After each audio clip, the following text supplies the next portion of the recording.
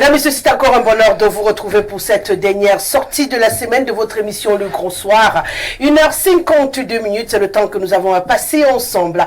Et bien entendu, actualité oblige, je vais souhaiter une bonne commémoration de la journée de la liberté de la presse à tous les journalistes du Cameroun, de l'Afrique et bien sûr du monde entier, puisque tous les 3 mai, on a l'occasion de s'arrêter un seul instant pour jeter un regard parfois très critique sur notre corps de métier. On va donc le faire ce soir et c'est notre premier arrêt, on le rappelle, hein, un corps de métier qui souffre un tout petit peu dans le cadre du Cameroun. Nous sommes peut-être à l'article de la mort. Il faut réagir très très vite pour sauver ce secteur d'activité qui blesse beaucoup de mots. Alors beaucoup de mots, on va en parler ce soir. Et puis bien entendu, on parlera de cette discrimination sociale qui est devenue le quotidien de tous les Camerounais. Comment rétablir l'équilibre pour éviter les tensions et les explosions qui profilent à l'horizon. Voilà la vitrine de cette émission. Je vous propose de vous installer tranquillement. Le temps d'un détour, on accueille ceux de nos panélistes qui sont déjà installés.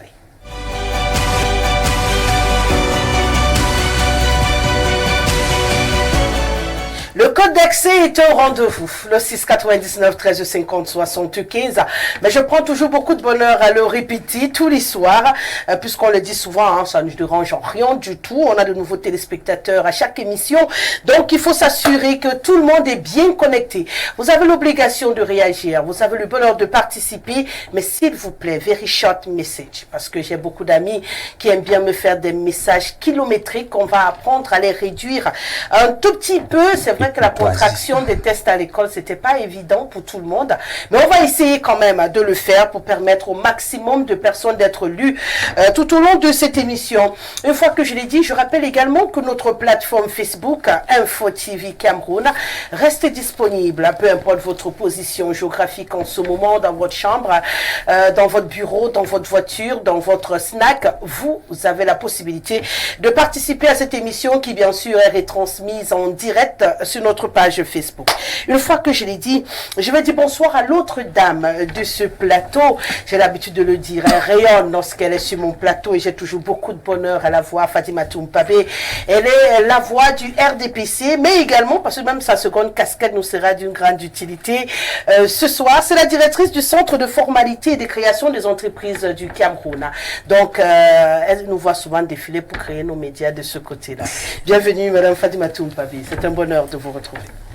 Le bonheur est partagé, rassurez-vous, ma chère sœur. Bonsoir à mes companélistes, bonsoir aux nombreux téléspectateurs. C'est toujours un bonheur de se retrouver sur ces plateaux. Et bonne célébration aux nombreux journalistes. Nous, on commémore. Ok, commémorez. Tant mieux alors, commémorez bien. En tout cas, vous faites partie de nos quotidiens et cela nous égaye parfois. C'est vous qui nous éclairez. C'est vous aussi qui êtes un peu comme la lampe lorsque les ténèbres sévissent quelque part. Alors, bonne célébration. D'accord, merci beaucoup. Je ne vous en veux pas, hein, on est habitué au Cameroun à transformer toutes les journées en célébration parce que tout est fête.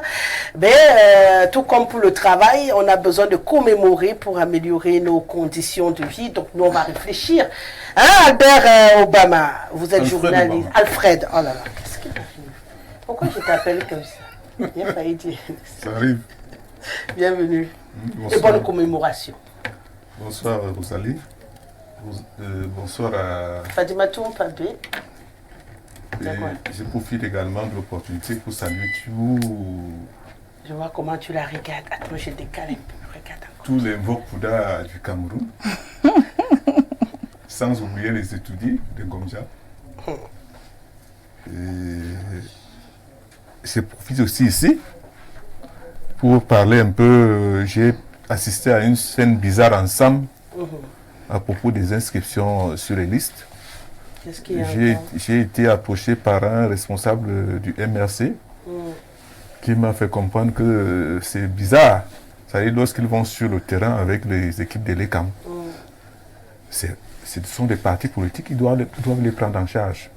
Et pourtant, nous connaissons que l'ECAM a un budget assez consistant pour mener ses activités. Et c'est une occasion également ici pour interpeller les responsables des DECAM. Parce que les élections dans un pays, c'est un moment très capital. La descente, c'est là qui l'organise. C'est le parti politique qui passe solliciter ou c'est les DECAM qui les appellent? Apparemment, ce sont les partis politiques qui, vous savez, ces derniers temps-ci, on parle des inscriptions en masse. Tu viens augmenter ton programme sur mon programme et en plus, moi, je te prends en charge. Il faudrait aussi qu'on soit honnête. Même si les camarades ont un budget, je suppose qu'ils ont leur programmation. Ils ont leurs antennes pour être enregistrés. Mais maintenant, si vous les sollicitez pour les déplacer et les déporter dans certains sites, c'est de bonne guerre. On critique, oui, mais quand c'est aussi un peu logique, ça demande seulement un peu de logique. Si j'organise ma fête, même si c'est toi, le prêtre, qui doit célébrer, je demande que tu viennes célébrer à chez moi, je m'assure que tu viennes. Même si tu es obligé de faire ma célébration. C'est la même chose. Mais ça c'est vrai, mais il y a en fait, c'est que on a observé ces dernières années que les gens ne vont pas s'inscrire sur les listes. Oui, si les partis politiques peuvent accompagner les camps pour cette mission qui est essentielle, je crois qu'ensemble, ils devraient mettre la main dans la poche. Dans ce cas, qu'ils dirigent les gens qui veulent s'inscrire dans les antennes et les cams. Là, ils n'auront pas à déplacer les cams. Comprenez? Parce qu'il y a des antennes qui sont connues, qu'ils dirigent les gens vers les antennes, qu'ils aillent même s'asseoir au niveau des antennes toute la journée. Là, ils n'auront rien à débourser. Mais à l'instant où ils déportent Elecam de son site, c'est un budget qui n'est pas prévu au niveau d'Elecam. Qu'est-ce qu'ils font? Ils vont créer ce budget pour faire plaisir aux partis politiques. Il faut aussi qu'on soit honnête. C'est pas, je défends pas Elecam, mais j'ai l'obligation quand même l'obligation morale. Voilà, de restituer ce qui est logique aussi. Donc je comprends, hein, ils sont en train de courir, c'est normal, mais les autres ne se plaignent pas parce qu'ils sont conscients que c'est comme ça que ça fonctionne et qu'ils mettent le prix. Voilà. Donc si le MRC aussi fait le même exercice, qu'ils sachent que c'est comme ça que ça fonctionne. Tu les sors de leur maison, tu t'assures qu'ils se déplacent. Maintenant, si tu ne peux pas, tu transportes, plutôt tu diriges les gens qui veulent s'inscrire vers le poste le plus proche et ça t'évite des dépenses. Donc c'est juste un problème de choix de stratégie. Voilà. Donc, sinon, je les encourage. Hein. C'est pas facile ce qu'ils font. Moi, je les observe. J'en ai vu encore du côté de Mindong il y a quelques jours. Ça court, ça. Oui, oui. Et je remarque également que les Camerounais ont un engouement particulier cette année pour s'inscrire. Peut-être le modèle sénégalais. Peut-être l'Afrique nous parle, peut-être les voisins nous font des clins d'œil, mais je remarque que les Camerounais sont très chauds, quoi. Donc ils ne se découragent pas, c'est pas ça qui va les arrêter. Hein. Ils éliminent quelques bières et puis ça fait le transport des gens délicats, c'est rien. Ils se mettent à l'eau comme moi et puis je pense que ça va aller. Bienvenue Alfred. Alors, Timothée Somba-Abena est avec nous ce soir, directeur de publication du quotidien La République Presse. C'est un plaisir de vous accueillir. Bienvenue. Merci Rosalie. C'est un plaisir pour moi d'être là ce soir. Longtemps. Oui, j'avais pris un petit congé média, mais je suis de retour et c'est une bonne chose que je marque mon retour sur le plateau du Grand Soir. Sinon, comment se porte La République Presse? Je dirais d'entrée de jeu que La République Presse se porte bien. Je dis merci, mais on connaît le dicton qui dit merci en redemande. Je ne vais pas rester insensible au sujet qui a meublé votre échange, oui, votre léger échange avec l'aîné Alfred. J'aimerais, en m'inscrivant dans la suite du petit propos du MINAT qui a évoqué un certain harcèlement, il est bon que les Camerounais distinguent l'électorat droit de l'électorat fonction. Le Cameroun a choisi la liberté d'expression du vote. Donc, on a le choix de s'inscrire sur les listes électorales. On a la faculté d'option de voter ou de ne pas voter. Mais on a l'impression que certains partis politiques aujourd'hui ont décidé véritablement de harceler les populations comme si s'inscrire était devenu non pas un droit, mais une obligation. Au point où ils font des spots en estimant que certains boutiquiers ne vont plus vendre les marchandises à certains citoyens au cas où ceux-ci ne sont pas inscrits sur les listes électorales. Nous célébrons aujourd'hui la journée de la liberté de la presse. Le Cameroun a choisi l'option des libertés dans plusieurs domaines. Il ne faudrait pas que, au nom de nos ambitions politiciennes, nous décidions de sacrifier les libertés des citoyens. Je m'inscris si je veux, je ne m'inscris pas si je ne veux pas. On doit d'abord être clair là-dessus. Non, mais il y a une sorte de matraquage. Il y a une sorte de matraquage qui frise le harcèlement. Et autant il y a des citoyens qui aiment, autant il y a des citoyens qui aujourd'hui nous témoignent leur exaspération. Est-ce qu'on est parti les trouver dans leur chambre? Justement, certains vont jusqu'à leur trouver dans leur domicile pour leur proposer de s'inscrire sur les listes électorales. Et là, nous sommes déjà dans l'exagération. Pourquoi les Camerounais gênés, non, c'est leur droit. Non, c'est pas leur droit. En matière un citoyen, il faut aussi le leur expliquer. Choisir de ne pas s'inscrire est une option politique. Non, ils ne sont pas des politiques, ils sont des citoyens. Oui, c'est une option citoyenne. Celui qui juge donc qu'il ne veut pas se mêler de ce qui se passe dans son pays, parce que refuser également, c'est décider de ne pas se mêler de ce qui se passe dans son pays, accepte donc d'encaisser tout ce qui revient après sans se plaindre. Nous encaissons depuis 42 ans. Pour aller dans le sens Rosalie, voter est un devoir civique et non, voter n'est pas un devoir. Comment ça? Si, c'est prévu. Permettez. Voter n'est pas un devoir. C'est un devoir. C'est prévu dans la Constitution. C'est un devoir au Cameroun. On n'en parle pas beaucoup. Rosalie, laissez-moi m'exprimer. Oui, on vous laisse vous exprimer. La Constitution, comme le disait Georges Budeau, est un temple allégorique où cohabitent des ombres. Vous ne pouvez pas dire que voter est un devoir, mais vous ne le rendez pas obligatoire. C'est obligatoire dans la... Qu'est-ce qui m'oblige de voir? Ça peut être un devoir moral. Permettez donc que je m'exprime là-dessus. Le Cameroun a choisi l'option de la liberté de voter ou pas. Ailleurs, c'est obligé de voter. Et là-bas, il n'y a même pas d'inscription sur les listes électorales. On vote avec la carte d'identité. Rien n'empêchait l'État camerounais d'opter pour ce modèle. Mais nous avons opté pour le modèle libertaire. Laissons donc que les gens expriment leur liberté. Sensibilisons dans les carrefours. Organisons des meetings de sensibilisation. Mais il est hors de question que des gens débarquent chez moi un samedi à 8 h en venant frapper au portail comme s'ils étaient attendus pour me demander de m'inscrire avec les membres de ma famille sur les listes électorales. Donc, ce sont des dérives aussi qu'il faut dénoncer. Non, ce n'est pas une dérive. Donc vous êtes d'accord quand les témoins de Jéhovah viennent vous réveiller pour parler de Dieu. Donc vous êtes d'accord quand les vendeurs ambulants toquent chez vous pour vous proposer leurs produits. Donc vous êtes d'accord quand il y a des gens qui viennent vous proposer leurs services chez vous. Mais vous trouvez que c'est vous harceler lorsqu'on vient également vous proposer d'aller vous inscrire sur la liste électorale. Toutes les formes d'atteinte aux libertés. Non, pour moi, je voulais réagir un peu en disant que ce qui est vrai, les intimidations ne passent pas. C'est clair. Voilà. Si c'est dans les intimidations. Le harcèlement. Nous vivons du harcèlement dans le quartier. Mais je voulais dire que, parce que moi j'ai fait la politique, mais je voulais dire que un parti politique a également pour mission de former. Le côté formation. Oui. Le côté éducation. Mais la loi a prévu des cas, orienter, il faut des meetings, il faut orienter, des conférences, le RDPC par exemple, organise ce qu'on appelle les conférences de secteur. Le porte-à-porte n'est pas interdit. Mais il faut réguler ce porte-à-porte. Comment on régule le porte-à-porte, Timothée? Mais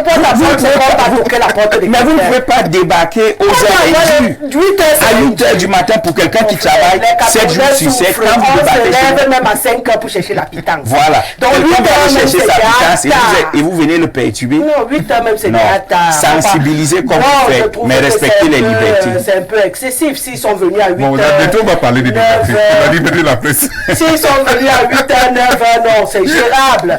Pour la majorité des Camerounais, ils sont censés être au boulot à 7h30. Logiquement, à 7h30, quelqu'un est déjà prêt. Et je vois que tu es très sensible aux libertés. Donc, non, c'est pas du harcèlement. Il faut également dire la vérité aux Camerounais. La vérité, c'est que la stratégie qui a été utilisée, c'est de donner l'impression que c'est pas, j'en parlais encore avec des députés sur ce plateau, la loi camerounaise, dans notre constitution, c'est une obligation. Mais seulement la façon qu'ils ont ventilé, ça donne l'impression que c'est pas obligé. Et c'est pourquoi ces députés se plaignaient, justement, que quelque chose qui est obligé dans notre constitution, mais dans le fonctionnement habituel, on donne l'impression que c'est pas une obligation. L'inscription n'est pas une obligation. Non, je parle du vote. Voilà. Donc, du coup, mais si tu ne t'inscris pas, tu vas voter comment obligatoirement. Le vote commence à quel moment? Non, vous n'avez pas Par l'inscription. Donc si quelqu'un n'est pas inscrit, Timothée, il n'est pas lié par ce devoir. Vous n'avez pas compris. Je donnais juste une information. Là, dans la constitution camerounaise, c'est une obligation de voter. Les citoyens. Le devoir n'est pas une obligation. Il y a une nuance entre les deux. Vous allez reprendre la constitution, vous allez dire. J'ai dit que j'ai fait ce débat récemment. Le devoir n'est pas une obligation. Récemment sur ce plateau, et j'ai été ravi parce qu'après j'ai pu lire les documents avec lui à off. J'ai dit donc que c'est une obligation d'abord écrit. Mais seulement. C'est un devoir. Restons dans la terminologie. C'est une obligation. Un devoir n'est pas une obligation. Non, vous ne comprenez pas. Je donne une information. Vous irez vérifier. C'est écrit dans la Constitution. Qu'est-ce qui est écrit? Que c'est une obligation. Pour un citoyen, c'est une obligation, c'est écrit dans la Constitution. Mais seulement dans le quotidien, on fait tout de pas en parler. Et les Camerounais ont l'impression qu'ils ont un choix à faire. Voilà. Et du coup, on n'en parle jamais. Et beaucoup se sont habitués, ont grandi ainsi. Donc, c'est devenu une habitude, comme beaucoup de nos mauvaises habitudes qu'on a ici. Et beaucoup de politiciens, donc, sont allés lire et ont décidé de pousser les Camerounais à comprendre que, logiquement, ils doivent le faire. Maintenant, quitte à eux d'aller voter bulletin nul ou le jour là de ne pas y aller, mais c'est une obligation. Vous faites une fuite en avant, Rosa. Vous parlez du vote alors que nous parlons des inscriptions sur les listes électorales. Si on ne s'inscrit pas, on va voter comment? C'est obligé. Ça veut dire on est obligé de s'inscrire. Le cadre normatif a aménagé la possibilité pour les citoyens d'être en dehors du vote. Ceux qui ne veulent pas être assujettis à l'obligation du vote, j'ai pas un problème. J'ai un problème avec les atteintes aux libertés. Celui qui ne veut pas voter ne s'inscrit pas. Bon, parce que si vous voulez vraiment que tout le monde vote, dites-nous qu'on ne s'inscrive pas, mais qu'on vote avec la CNI. Voilà. Ça se passe ailleurs. C'est une très bonne proposition. C'est une très bonne. Là, tout le monde va annuler même les inscriptions au Cameroun. Demandez seulement que. Bon, maintenant, la carte d'identité, même, c'est encore notre débat. On aura l'occasion. Mais en fait, pour mettre un mot dessus. Pour mettre un mot dessus, c'est que lorsque on dit voter, c'est une obligation. Ça, c'est la Constitution qui le dit et c'est tout à fait normal. Si voter est une obligation, l'inscription sur les listes par ricochet l'est aussi. L'est aussi. Vous êtes en train d'interpréter la Constitution. Alors que le principe en matière constitutionnelle est que la lettre prime sur l'esprit. Ce que la Constitution n'a pas dit, ne le dites pas. La Constitution a dit c'est voter qui est une obligation. Pas s'inscrire sur les listes électorales. Ok, si tu ne t'inscris pas, puisque c'est la même loi aussi qui dit il faut s'inscrire sur les listes électorales pour pouvoir aller voter. Comment ferais-tu pour aller voter dans ce cas? Nous le savons très bien qu'au Cameroun, pour ce fait, il faille d'abord au préalable s'inscrire sur les listes. Et si tu n'es pas inscrit, tu ne peux pas voter. C'est une loi. Le régime a trouvé il n'y a pas question de subterfuge de ne pas voter. Ce n'est pas ils ont décidé d'atténuer avec la carte d'identité. Nous sommes au Cameroun, nous parlons du Cameroun. Chacun a son régime. Bon, c'est simple. Rendez l'inscription sur les listes électorales obligatoire. Obligatoire, l'inscription l'est. Désolé. Désolé, c'est un débat inutile. J'ai envie de le dire ainsi. C'est ça. Tous, on invite tout le monde à aller s'inscrire. Hein. Allez vous inscrire massivement sur les listes électorales. Ce n'est qu'ainsi être un citoyen normal, c'est voter. Donc, pour pouvoir voter, il faut que vous ayez vos cartes d'électeurs. C'est pas du harcèlement, c'est normal. Bon, maintenant, si on se fait harceler dans nos bureaux partout et qu'on ne se plaint pas, c'est pas à cause d'une inscription sur les listes électorales qu'on va faire un procès. Celui qui se sent harcelé, il connaît où la justice se trouve. Il porte plainte contre le harceleur et puis on lui rend justice. Pour l'instant, inscrivez-vous, on ne le dira jamais assez, c'est nécessaire. Voilà. On est fatigué d'entendre les gens plus tard venir dire je n'ai même pas voté, donc ces gens-là, ils font ce qu'ils veulent.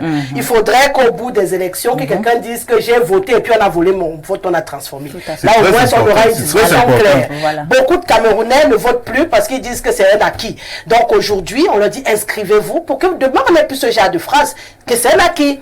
Voilà, donc je ne vois même pas le débat qu'on fait. C'est moi la seule chose qui met tout le monde d'accord au Cameroun en ce moment. Non, moi je suis pas d'accord. Ne t'inscris pas, et garde ça pour toi. Ne t'inscris pas, toi, ta femme et tes enfants. Nous sommes en démocratie. Oui, l'unanimité. Pour l'instant, ce n'est pas un débat sur mon plateau. Et sur mon plateau, j'ai dit inscrivez-vous. Bon, maintenant, le jour. Inscrivez-vous si vous voulez. C'est ce que moi j'ajoute. C'est que tu n'es pas un citoyen. Et pour un journaliste, c'est dangereux. Non, mais je demande d'ailleurs avec toi, puisque c'est toi qui a clôturé les présentations. Même comme on a eu le bonheur d'avoir cette petite discussion qui est très importante également. Il parlait tout à l'heure, tu vois qu'on a pu faire comprendre à nos amis du MRC que c'est logique. On sait également que pour ceux qui ne savaient pas encore, voter est une obligation constitutionnelle au Cameroun. Et bien entendu, le reste suit naturellement. Mais comme tout le monde ne s'intéresse plus à la vie publique de ce pays, beaucoup ne sont pas informés. Donc on est aussi ici pour informer. Une fois que l'information est passée, ils en font ce qu'ils veulent. Celui qui ne veut pas appliquer, libre à lui, mais sur ce plateau, nous on donne la bonne information. Et la bonne information, c'est celle-là. C'est une obligation. Alors, la presse camerounaise, on plante un peu le décor, votre regard de l'environnement professionnel de la presse camerounaise aujourd'hui, Monsieur Timothée. Bon, mon regard est un regard dual. Ouais. Il y aura le regard de l'entrepreneur éditorial, il y aura le regard de celui qui a commencé par pratiquer le journalisme. Lorsqu'on parle de liberté de la presse, on fait allusion, ou alors on entend ici le droit, avec toutes les facilités, d'exprimer ses opinions, ses idées et de diffuser des informations via les médias. Ça, c'est une définition que l'on peut retenir pour que tout le monde comprenne aisément. Mais on se rend compte que la liberté de la presse, qui est garantie justement par notre Constitution, est une congruence de plusieurs libertés. Il y a la liberté d'opinion à ce niveau, il y a la liberté de penser, il y a la liberté de travailler et le devoir de travailler, puisque notre Constitution a fait du travail non seulement un droit, mais un devoir. C'est la raison pour laquelle le Code pénal punit la mendicité. Il y a tout à côté la liberté d'entreprendre. Parce qu'aujourd'hui, on ne parle plus simplement d'organes de presse, mais entreprise de presse. Et ceci permet donc de faire un autre dessin, un autre petit tableau, c'est que à côté de la liberté d'entreprendre, il y a la liberté d'exercer. On exerce le métier de la presse ou dans un organe ou alors dans une entreprise de presse. Lorsque on prend donc le premier segment, qui est la liberté d'entreprendre, on se rend compte que le cadre normatif camerounais est suffisamment structuré en matière de liberté d'entreprise.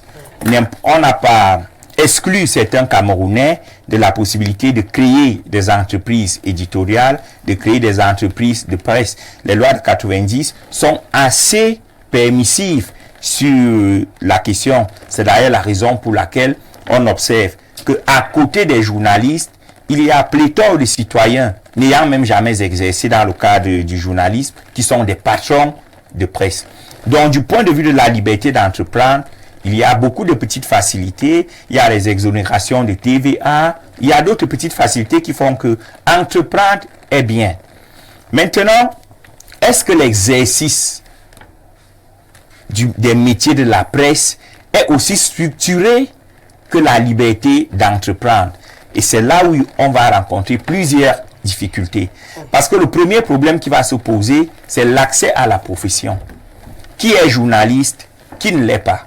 L'ordre des médecins, l'ordre des huissiers, l'ordre des avocats peuvent chaque année vous dresser le tableau des membres, c'est-à-dire des personnes habilitées à exercer en tant qu'avocat, en tant que médecin. En ce qui concerne les journalistes, ce n'est pas possible. L'accès à l'exercice de la profession de journaliste est une sorte de melting pot où on ne sait pas comment on fait pour être journaliste, on ne sait pas qui est journaliste, qui a la carte de presse, qui ne l'a pas. Certains boycottent la carte de presse, d'autres ont la carte de presse mais ne savent pas à quoi elle sert réellement parce qu'elle n'est jamais exigée nulle part, excepté pour l'expérience que j'ai déjà vécue dans 2 institutions que je vais citer sans publicité. Le ministère des Travaux publics, où on ne contracte pas avec vous si vous n'avez pas la carte de presse, et les aéroports du Cameroun, où le premier document qu'on vous exige lorsque vous vous présentez comme journaliste, c'est votre carte de presse. Donc, l'exercice du métier de journaliste, c'est-à-dire l'exercice des métiers de la presse, est rendu un peu difficile au Cameroun à cause de trop de pesanteur. Et c'est ce qui fait que lorsque nous célébrons la journée de la liberté de la presse, le volet commémoratif, c'est-à-dire comme si le métier était déjà mort ou alors avait pris un coup de vieux, prend le dessus sur le volet festif parce que nous occultons l'embellie que nous vivons du point de vue de l'entrepreneuriat qui permet de garantir des emplois pour davantage nous focaliser sur la question de l'exercice des médias, de l'exercice de la profession de journaliste, c'est-à-dire l'exercice de la presse qui lui reste, je ne vais pas dire gangréné, mais reste obstrué par bon nombre de pesanteurs qui heureusement sont jugulables si la volonté politique y est. D'accord. Je vais retenir qu'on a de très belles lois, comme d'habitude, hein, toutes les lois qui entourent la création d'un organe de presse, la mise sur pied d'un média audiovisuel et tout, c'est bien encadré, comme vous le dites. Mais dans la pratique, c'est un autre cinéma que nous vivons. Déjà, vous avez ouvert le volet sur cet accès. On le sait, la définition aujourd'hui a évolué. Toute personne qui vit du recoupement, traitement et rendu de l'information au quotidien ou de façon hebdomadaire dans un support est journaliste au Cameroun. À partir de là, on ne cherche pas à savoir s'il a un niveau ou pas. À l'instant T où tous les jours, il va chercher l'information, il traite, il rend dans un support et que ce support est reconnu. Voilà, il a la casquette de journaliste. Donc à partir de là, le problème que vous ouvrez d'un chiffre impressionnant, j'allais dire pléthorique, des journalistes qu'on peut plus dénombrer au Cameroun et parfois qui ont des comportements qui ne nous honorent pas, ne peut qu'être. Est-ce que ce n'est pas finalement fait à dessein? On va sûrement en parler, le temps de permettre à Alfred Obama de faire sa lecture panoramique de notre environnement en cette journée des libertés de presse, 31 ans déjà, parce qu'il faut rappeler que c'est la 31e édition aujourd'hui. Oui, je suis éditeur de presse depuis 2014. Ma petite expérience en entrant dans mon métier, comme il a dit là, parce que je ne suis pas passé par une école de journalisme. Quand je sors de l'université, après un master 1, je décide, avec le concours de certains amis que j'avais à Vision 4, au groupe L'Anecdote, je décide de créer un journal. Ça n'a pas été facile. Facile parce que l'année que j'ai créé le journal, je sollicite l'aide publique à la presse privée. Mon dossier était en béton. Et le travail que je faisais dans ce journal était un travail appréciable. Au finish, je n'ai pas eu l'aide à la presse privée. Mais je me suis rendu compte que les gens qui recevaient l'aide publique à la presse privée, c'est des gens qui n'avaient même pas de documents officiels. C'est-à-dire l'acte, on peut dire l'acte de naissance d'un journal, c'est-à-dire que... le récépissé. Même pas le récépissé, il y avait certains qui n'avaient pas le récépissé, mais il y a un document qu'on te délivre à la direction de la presse privée que des gens n'avaient pas. Alors quand ils ne m'ont pas donné l'aide à la presse privée, l'aide publique à la presse privée, je suis allé chez M. Ngankam. L'inscription au fichier national de la communication. Quand ils ne m'ont pas donné l'aide, je suis allé, j'avais tous les documents qu'on a demandé dans le dossier.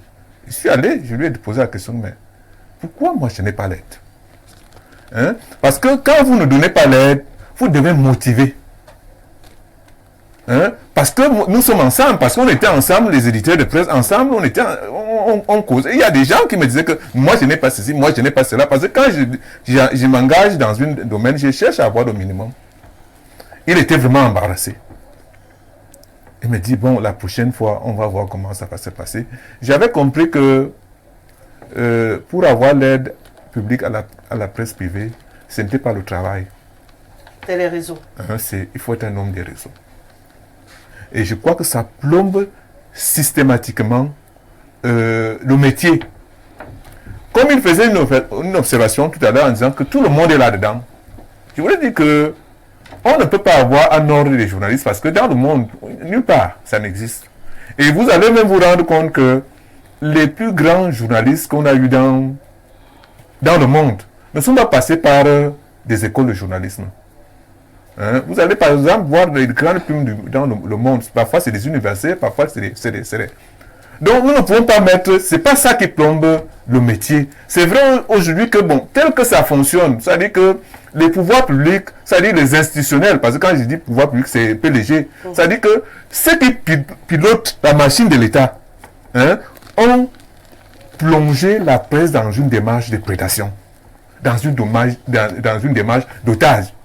Ça fait que le traitement de l'information n'est pas dans le sens qu'on disait là, c'est-à-dire la promotion de l'individu, la promotion du bien public, hein, la promotion de la bonne gouvernance et des libertés. C'est-à-dire que, habituellement, les journalistes, comme ils sont comme au cœur de la vague, hein, parce que tu ne peux pas travailler dignement pour ton pays, parce que c'est une mission, le journaliste, c'est une mission d'utilité publique. Tu ne peux pas travailler pour ton pays, et puis tu ne peux pas donner de l'argent à ton enfant pour aller à l'école. Parce que les journalistes sont parfois devant des motifs équivalents. Et ils ne vont pas fonctionner comme l'âne de Buridan. Hein, ils vont faire un choix. Soit tu te retrouves en train de servir l'ordre politique en place, et tu vas recevoir ceux qui accompagnent cette démarche, hein, d'épée. Soit alors tu décides de servir ton pays, et tu restes dans une démarche de clochardisation. Et j'ai toujours pensé qu'au Cameroun, il faut choisir, parce que c'est le difficile qui est le chemin. Hein? À un moment, quand tu décides de servir ton pays, c'est ton pays, même si tu marches en babouche. Parce que quand vous voyez, par exemple, les gens qui amènent les bœufs, par exemple du nord, les éleveurs là, ils marchent du nord jusqu'ici, à pied. Et quand ils rentrent, ils sont en babouche, hein, et quand ils rentrent, ils ont beaucoup d'argent dans la poche. Ça signifie quoi? Ça signifie que pour arriver à faire quelque chose pour notre pays, parfois, il faut souffrir. Sacrifice. Hein, c'est pour ça que je dis que c'est le difficile qui est le chemin. Parce que le journaliste joue un rôle très important. C'est comme le rôle de formation et d'éducation et d'information qu'on venait de faire là tout à l'heure. Hein, il y a des choses où il faut aller à l'université pour apprendre.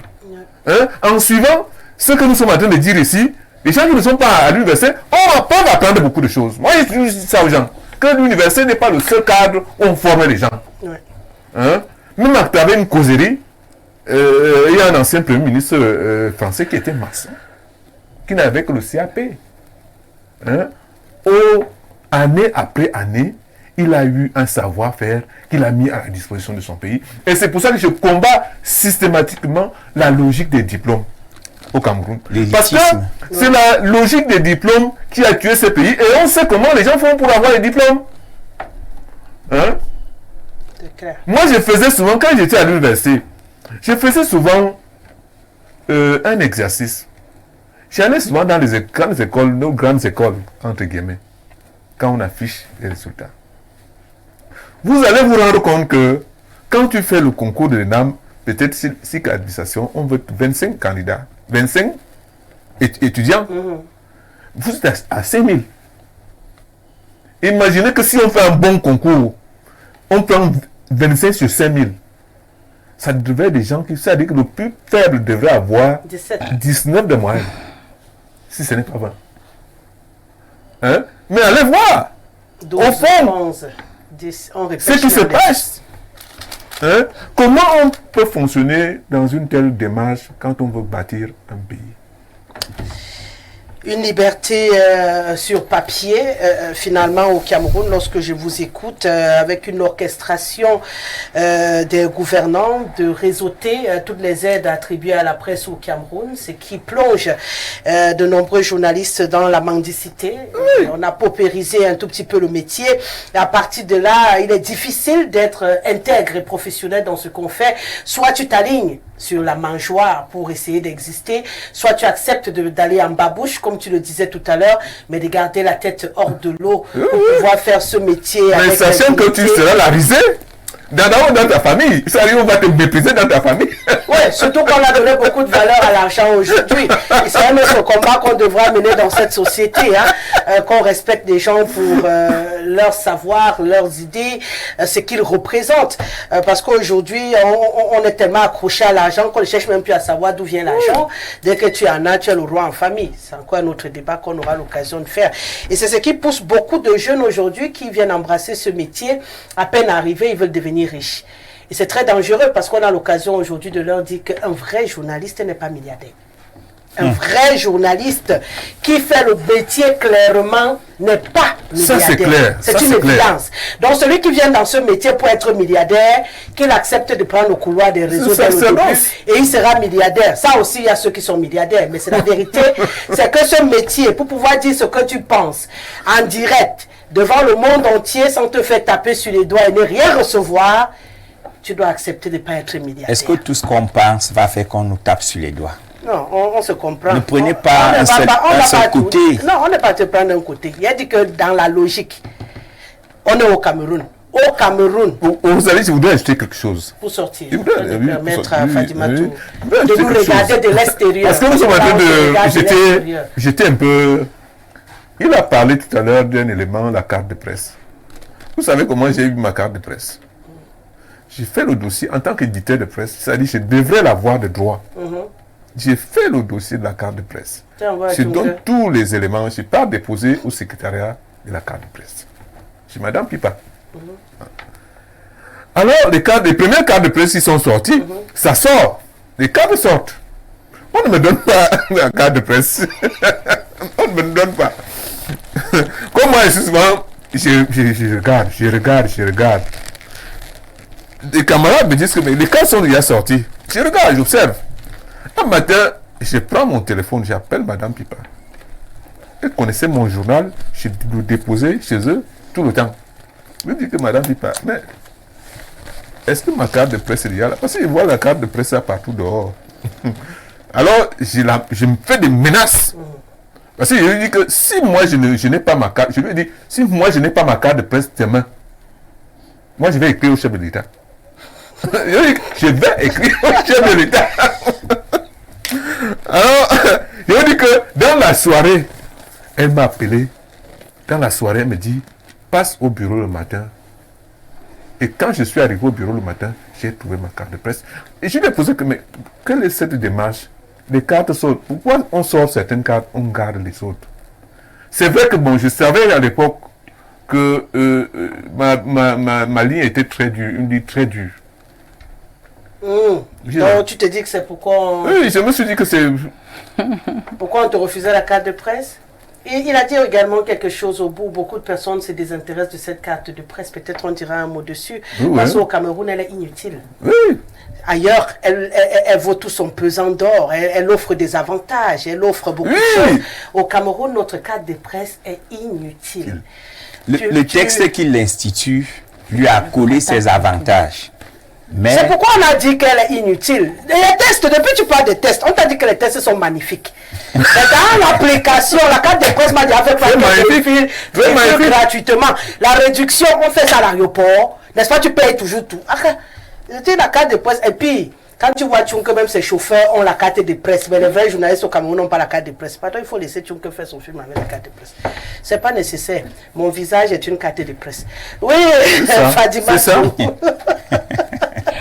Tout le monde fait par la télé. Oui, c'est pourquoi je dis que je suis heureuse. Parce que quand j'arrive quelque part, on ne me demande pas la carte de presse. On sait que je suis de la presse. C'est un avantage. Bon, pour les autres, ils vont souffrir d'attendre derrière la maison de Tchunke qui se réveille de bonne humeur. Et puis, il va leur donner la carte de presse. Alors, comment tu nous regardes? De l'extérieur. De l'extérieur. Parce que là, nous, on parle de nos problèmes à l'intérieur. Ouais. On parle également à l'extérieur avant de faire le mélange. Ouais. De l'extérieur, moi, je pense que on a en face de nous peut-être un melting pot, comme l'a dit mon voisin. Ça, c'est vrai. Parce qu'il faut quand même dire que ça manque un peu de discipline. Il y a des on constate qu'il y a des journalistes des réseaux sociaux des journalistes sortis de l'ESTIC, des journalistes, des talentueux journalistes, donc des pseudo-journalistes. Donc, on voit un peu tout un multi-import. Mais ce qui est sûr, c'est que chacun y met du sien. Et c'est ça qui est important. Qu'est-ce que je peux dire? La volonté politique y est. Quelqu'un a dit la volonté, mais la volonté politique de nous noyer, de nous enterrer, de nous mettre à la tigre de la mort y est. Non, mais c'est toujours cette volonté politique-là qui a permis de faire de beaux textes, comme vous le dites. Magnifique, même vous l'avez dit. Mais non, ça revient toujours aux hommes. Ça revient toujours aux hommes de les appliquer. Et nous savions que vous avez tout un ministère de communication. Et ce qui me rend un peu perplexe, c'est que tous vos problèmes, vous les avez face à vos on dit quoi, confrères, journalistes et autres. Parce que c'est pas toujours les gens du dehors, ce sont les gens qui connaissent vraiment ce métier. Et quel que soit ce qu'on peut reprocher à la politique, la volonté politique, je pense qu'il y a aussi ce que vous-même vous devriez vous reprocher. Aujourd'hui, de l'extérieur, quand je vois la presse écrite, c'est un peu, ça laisse à désirer. Il y a de ces titres qui... Non, là, on est honnête. Voilà, qui ne nous amènent même pas à vouloir guetter le journal. Parfois, on te met un snob, un titre, et puis l'intérieur, il est vide. Tu prends parfois un journal, tu te mets à lire, mais vraiment, tu as besoin de demander à cette personne s'il a fait le collège. Parce que les fautes, on n'en compte pas. Alors, je reviens donc à ce que quelqu'un a dit ici sur le plateau. Est-ce qu'il faille toujours se décréter journaliste? Est-ce qu'il n'est pas nécessaire de passer par une institution adéquate? Parce que le talent, c'est quelque chose, et ce n'est pas tout le monde qui a le talent. Vous n'êtes pas allé à l'école de journalisme, peut-être vous avez le talent. C'est un background. Il y a un background. Qui aide. Il y a l'éthique qu'on enseigne. Il y a le talent, voilà. Il faut maîtriser le B.A.B.A. pour pouvoir exercer professionnellement ce métier. Donc. Voilà. Et comme il est aussi sensible, votre métier. Il est très sensible. C'est pourquoi vous avez tant de problèmes. Parce que les gens interprètent ça à leur manière. Et c'est ça qui rend cela sensible. Donc, est-ce que quand on va, on sort de l'école, on a l'éthique. On enseigne l'éthique là-bas. On n'enseigne pas seulement le journalisme. Il y a d'autres métiers qu'on enseigne. Pour moi, je pense qu'il est souhaitable que tout le monde passe par une institution. Peut-être pas seulement l'ESTIC, mais il y a aujourd'hui, nous avons une pléthorique. Voilà, plein d'écoles de journalisme. Ce qui est mieux, c'est toujours de passer par une école. Je veux un peu faire un crochet quand on vient, par exemple, dans l'administration. Dans l'administration, vous trouvez les cadres qui sortent des grandes écoles, vous trouvez les contractuels et vous trouvez même des temporaires. Vraiment, ces catégories de personnes, chacun a sa façon de voir les choses et de travailler. Vous n'allez pas demander à celui qui sort d'une grande école d'être au même niveau que celui qui est... Même dans le raisonnement. Dans le raisonnement, qui est temporaire, par exemple. Oui. On peut dire contractuel encore. Celui qui est contractuel, on peut le contractualiser avec le BEPC, avec le bac, avec la licence. Pourquoi pas même le DEA ou bien le DSS? Ça dépend du diplôme qu'il a. Mais toujours est-il qu'on veut un background. Lorsqu'on va dans une école de formation, on apprend un peu de tout. On n'apprend pas seulement le métier, mais on apprend tout ce qui entoure le métier. Et c'est là l'importance de se faire former. Maintenant, quand vous voyez que vous pouvez arriver dans un lieu de service et les gens ne savent même pas qu'est-ce que c'est l'éthique, ça cause problème. Et vous travaillez comme ça avec les agents, les contractuels, les temporaires. Vous qui êtes sortis de l'école, ça gêne. Ça gêne. Mais vous êtes obligé de faire avec. Parce qu'au fond, vous savez qu'ils n'ont pas appris ce qui entoure le métier. Ils ont juste appris la pratique. Ouais. Et c'est le cas justement de beaucoup de journalistes qui n'ont appris que la pratique sur le tas. C'est pas pour dire qu'ils sont moins bons, mais la majorité ignore des petites subtilités que malheureusement ou heureusement on acquiert Canalan à l'école. À Canalan à l'école. Il faut faire attention. Donc c'est pourquoi moi je pense qu'il n'est pas trop tard. Voilà, il n'est jamais trop tard. Quand on a du talent, si on constate après un temps qu'on a du talent dans le journalisme, autant mieux aller se faire former et avoir un diplôme pour être reconnu. Et là, je pense que vous faites, parce qu'il y a journalistes et journalistes. Là, on le sait. Il y a les grands journalistes, au-delà des réseaux que vous dites. Il y a ceux-là qu'on sait qui nous ont montré une image du journalisme. Ils sont encore en vie. On peut les citer. Il y en a même qui n'avaient pas de diplôme, comme Youssou Ndiaye, qui a mis le messager au niveau où il était avant de décéder. Moi, il y a une qui m'a donné envie de faire le métier de journaliste, et je le dis tout le temps. Anne-Marthe Voto. Ça, c'était ma préférée à la télé. Moi également. Donc, quand je la regardais, voilà, j'avais envie de la regarder. Et un jour, on me dit, maintenant, elle n'est pas allée à l'ESTIC. Mais ça, c'est du talent. Mais elle le faisait bien. Mais vous savez, au dernier moment, vous avez vu quand même... elle a retourné également à l'école. Hein, voilà. Elle a trouvé qu'il fallait aller à l'école pour pouvoir... on va dire avoir une assise. Avoir une assise comme les autres. Ouais. Et elle avait tout. Mais elle n'était pas allée à l'école. Elle avait tout. Je dis ça, c'était mon modèle. Hein. Et je disais toujours que j'allais être journaliste comme elle. Donc, et c'est ça, c'est qu'il faut toujours se former. Même si on a du talent, c'est toujours bien d'aller se former. Et il faut connaître ses devoirs, il faut connaître ses droits, c'est vrai, ses libertés. Parce qu'il y a certains journalistes qui enfreignent aux libertés et à la vie privée de certaines personnes. Or, ce sont des choses qu'on apprend à l'école. Il y a des limites. Il y a des limites. Et on voit que ceux qui n'ont pas de limites, c'est ceux-là qui ne sont pas passés par l'école en majorité. Je ne dis pas tous, mais je dis en majorité. Et d'autant plus que quand on tend vers la modernité aujourd'hui avec les TIC, on voit que les réseaux sociaux, c'est tout le monde qui est journaliste. C'est tout le monde qui écrit quelque chose. C'est tout le monde qui dit quelque chose. C'est tout le monde qui filme. C'est devenu compliqué. C'est devenu compliqué. Alors, il va falloir sortir. Voilà, il va falloir sortir du tri. Les lanceurs d'alerte. Oui, voilà. Les lanceurs d'alerte. Il va falloir sortir du tri. Et ce n'est qu'en allant à l'école, en posant les bases, le B à bas, que vous allez constater que, ok, nous aussi, on va recevoir de l'extérieur une bonne image de ce journaliste. L'aide à la presse dont tout à l'heure on parlait. Pour qu'on continue d'ailleurs de parler.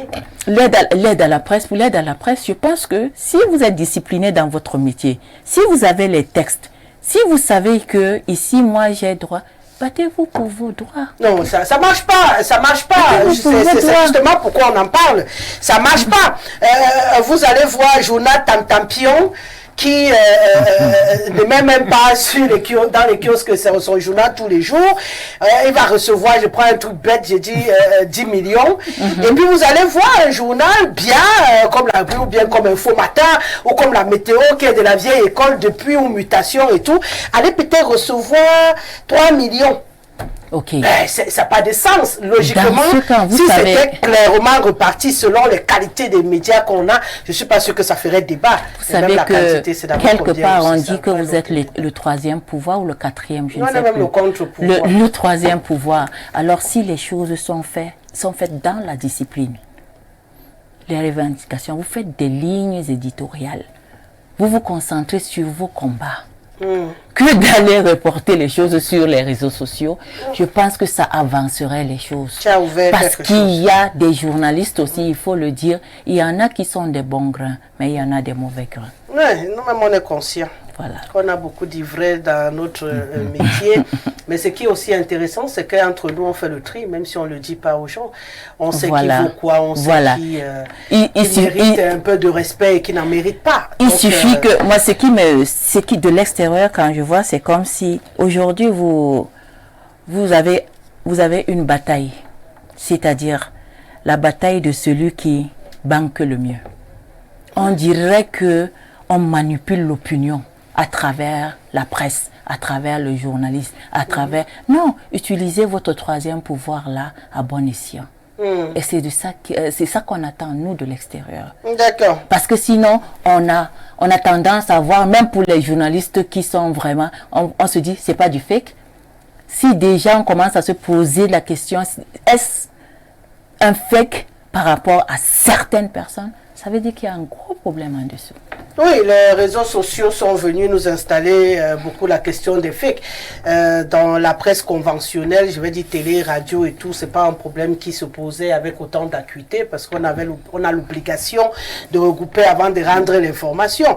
Les gens des réseaux sociaux font le buzz. Donc du coup, ils nous ont amené un nouveau mot, fake. Maintenant, on balance les fakes à tort et à travers. Là, vous avez raison, mais on va laisser le soin aux gouvernants de recadrer les réseaux sociaux parce que sont eux qui ont libéralisé cette affaire-là. Il faut bien, ils ont validé les nouveaux corps de métier, influenceurs, quoi. Je pense qu'ils vont trouver comment encadrer. Le journaliste, on sait ce qu'il encadre. Le DP, on sait ce qu'il encadre. Tu sais ce qui encadre le réseau social. Non. Maintenant, on va rester d'abord sur les problèmes. Mais Rosalie, je parlais juste entre guillemets de certaines sais. télé et radio. Hein. Oui. Je ne parle pas des réseaux sociaux.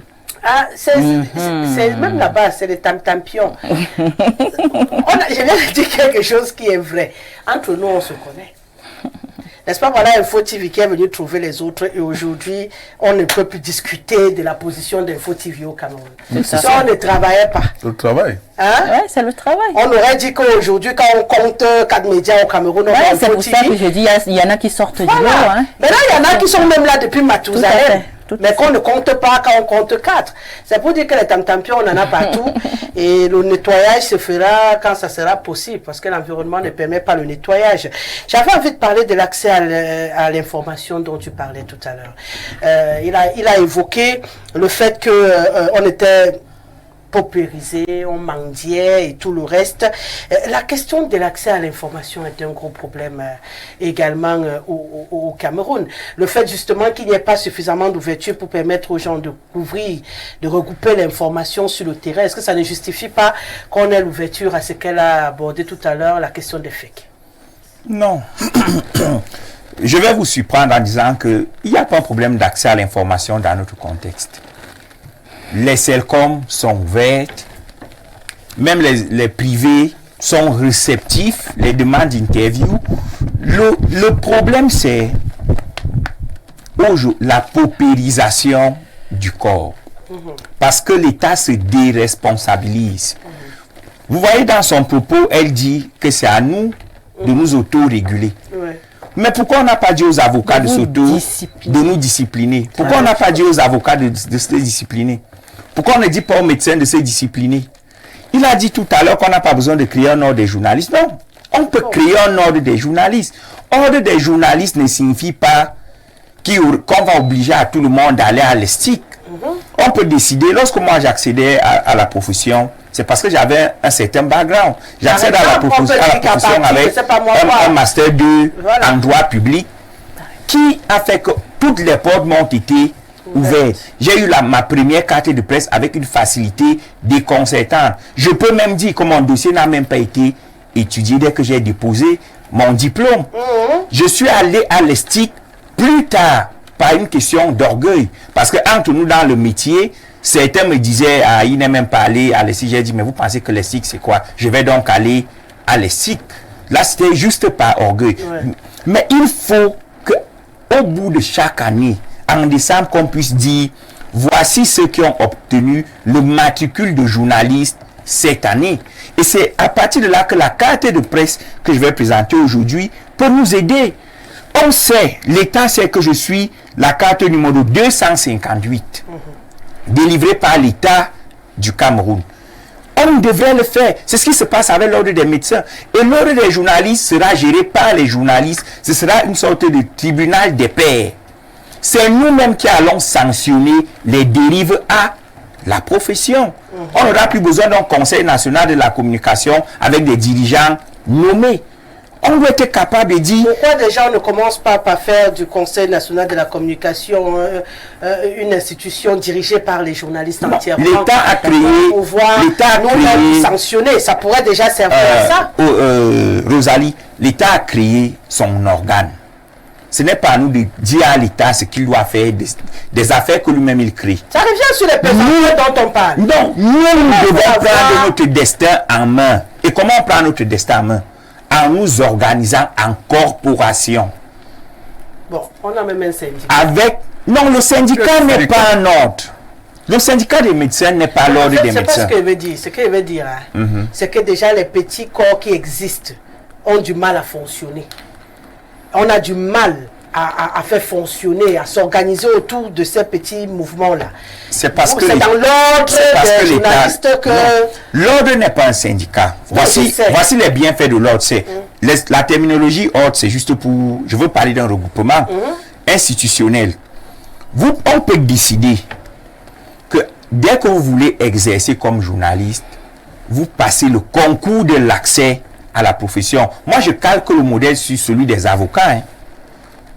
Tous ceux qui passent le concours du barreau n'ont pas fait Harvard, n'ont pas fait SOA, n'ont pas fait ci. Vous voyez un peu. Mais ils sont avocats. Il y a des économistes qui peuvent vous présenter le concours du barreau. Vous aimeriez qu'il y ait une école particulière? Pas une école, un concours d'accès à la profession. D'accord. Que peu importe le parcours scolaire, voilà. Si vous êtes apte à subir les épreuves du concours, vous venez. Dès que vous êtes admis au concours, vous obtenez le matricule de journaliste. C'est votre identifiant. Ça veut dire quand vous arrivez à Nguel-Mendouka, je prends un cas comme ça, vous dites je suis journaliste. Le maire de Nguel-Mendouka que vous souhaitez interviewer a la possibilité d'entrer sur le site de l'ordre des journalistes. La question que je pose, qui va organiser ce concours? C'est les avocats l'organisent avec l'encadrement du ministère de la Justice. L'État est... On a déjà mis le ministère dessus. Non, l'État, on ne peut pas évoluer en marge de l'État. L'État est au cœur de tout. Ce qui se passe à l'heure actuelle est entretenu par l'État. Il y a des individus que vous ne considérez pas comme journalistes. Mais je peux vous assurer qu'ils ont toutes les infos de certains ministères.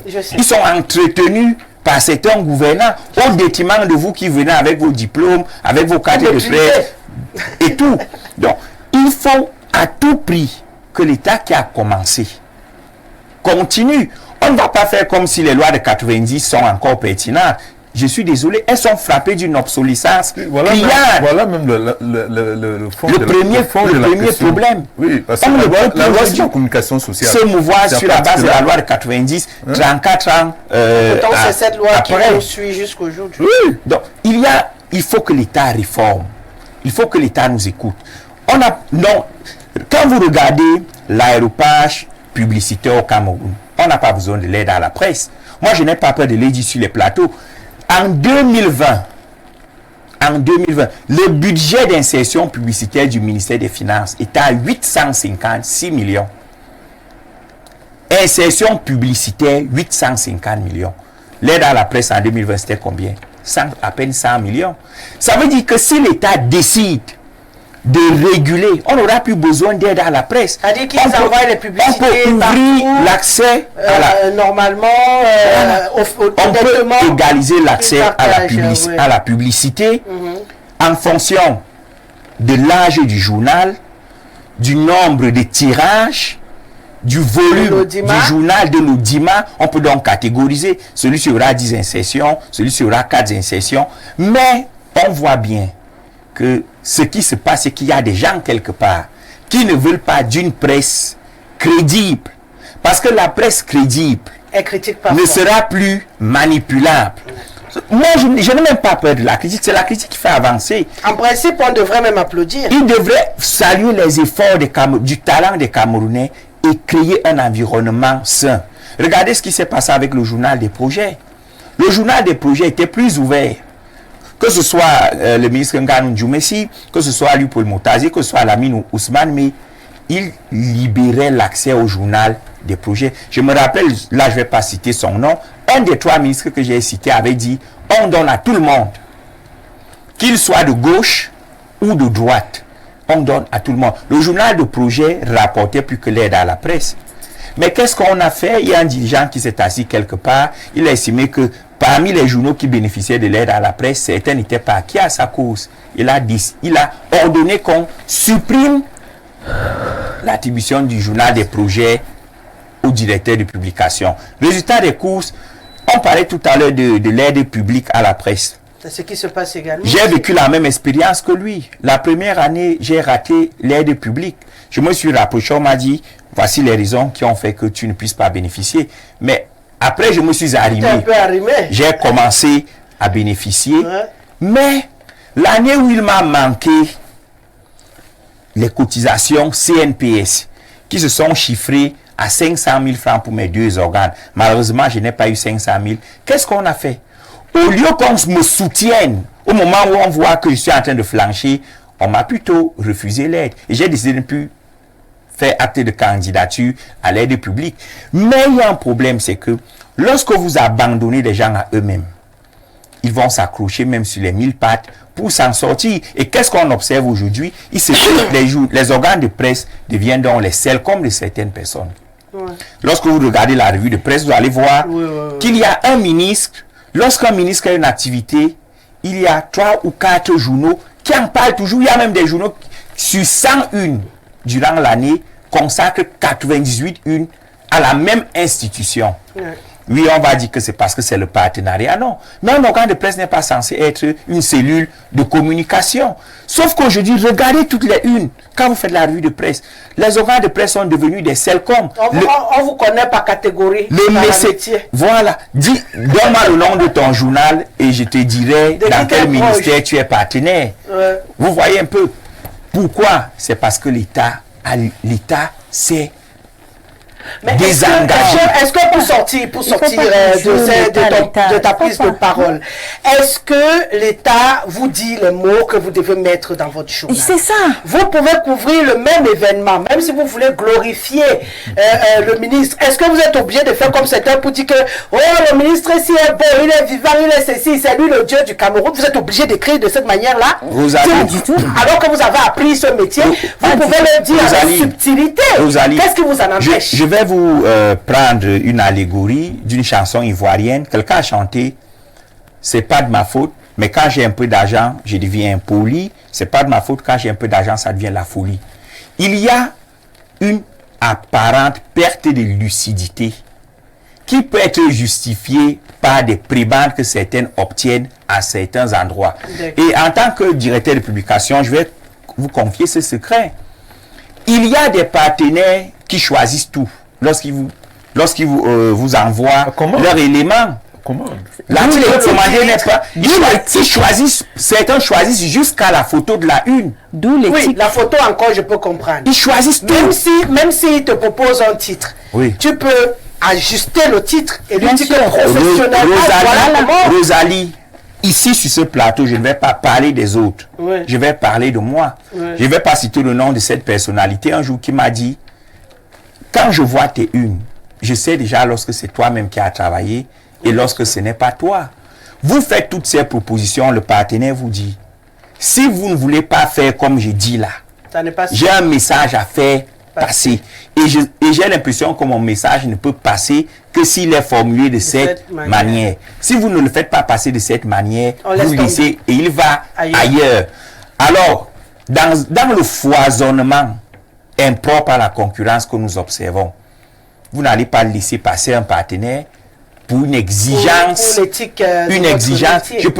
vais même aller plus loin, pour une exigence déontologique, parce que le journalisme se pratique selon des canons.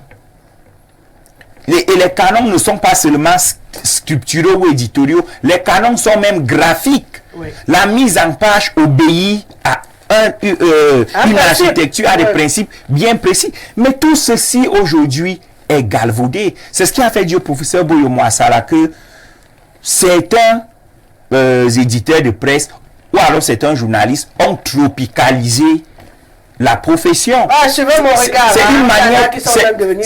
C'est une manière, et ils sont les plus célèbres. Oui. C'est une manière célèbre de dire que notre environnement nous oblige à mal exercer à exercer le journalisme comme on exerce la démocratie. À chaque pays son modèle démocratique, à chaque pays son modèle de journalisme. N'allons donc plus à l'école comme c'est le cas aujourd'hui et écrivons comme notre esprit le veut bien. Tu te réveilles le matin, tu dis affaire d'Obama a fait ceci, terminé. Tu n'as pas besoin ni d'écrire en respectant la pyramide renversée.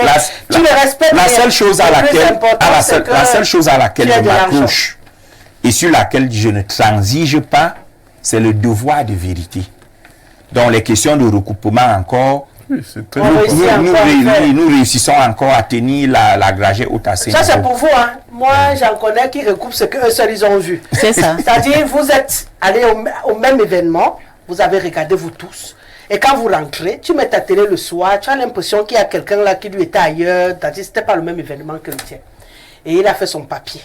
Donc, tu dis que ça, tu existes encore, mais il y en a qui ne respectent même plus, même de ce côté-là. On ne respecte plus. C'est pourquoi j'ai dit qu'on est à l'article de la mort. Parce que lorsqu'on doit marcher sur la déontologie de ce métier pour survivre, on comprend, hein, on est en mode de survie au Cameroun. On doit marcher sur l'éthique, on doit marcher sur la déontologie, on doit même parfois marcher sur le professionnalisme et se transformer parfois en griot, même si on n'en a pas envie, parce qu'il faut survivre. En ce moment-là, qu'est-ce qu'on fait finalement au Cameroun? C'est encore du journalisme où finalement on est devenu les Bayam Selam qui sortent le matin et prennent leur comptoir à la recherche de leur pitance quotidienne. À partir du moment où vous parlez d'entreprise, vous parlez d'entreprise. Je suis ici. Respire.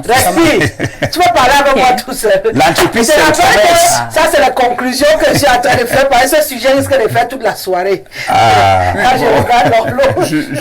Il a évoqué comme tout à l'heure le devoir de vérité. Parce que c'est la presse, c'est quoi? C'est un magistère. Comme on parlait tout à l'heure du 4e pouvoir. Nous sommes des magistrats. C'est-à-dire que la vie et la mort, c'est comme pour dire que la vie et la mort dépendent de nous. Comme elle disait au départ, hein, on peut calomnier quelqu'un là et détruire toute sa vie. Toute sa vie. On a vu des affaires curieuses ici, l'affaire des présumés homosexuels par exemple. Le top 50. Top 50. Hein, on peut détruire comme on peut bâtir. Hein, mais il faut le talent. Parce que pour faire le journalisme, comme il disait, il faut le talent. Et je crois que nous devons mettre l'accent sur la moralité. Voilà. Parce que quand vous regardez, peut-être ça peut rattraper quelque quand chose. vous regardez ce qui se passe au Cameroun, la moralité est dehors. C'est-à-dire que le modèle est dans la rue. Hein? Comment faire à ce que le modèle rentre dedans? Comme on a dit, on a évoqué tout à l'heure que des écoles où on peut former des gens. Hein? Il y a également d'autres couloirs. Au départ, quand nous on entrait dans le métier, il y avait par exemple la GTZ qui organisait des séminaires de formation. Il y a même de nombreuses années, la chaîne nationale en faisait également dans toutes les régions. Mais après, ils ont arrêté, je n'ai pas compris. Il y avait des séminaires de formation. Mais malheureusement, c'est toujours nous-mêmes dans la corporation. Parce qu'il y a des gens dans la corporation qui ne veulent pas que les choses changent dans la ligne, comme on évoquait tout à l'heure. Il y a eu des états généraux. Pourquoi on n'a jamais mis en place des décisions des états généraux? Parce que quand vous regardez, moi j'aime souvent... Là, c'est l'État. Non, pas seulement l'État.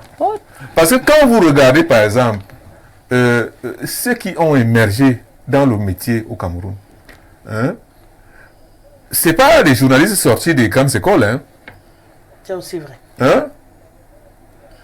Ceux qui ont émergé, les grands noms dans la presse camerounaise.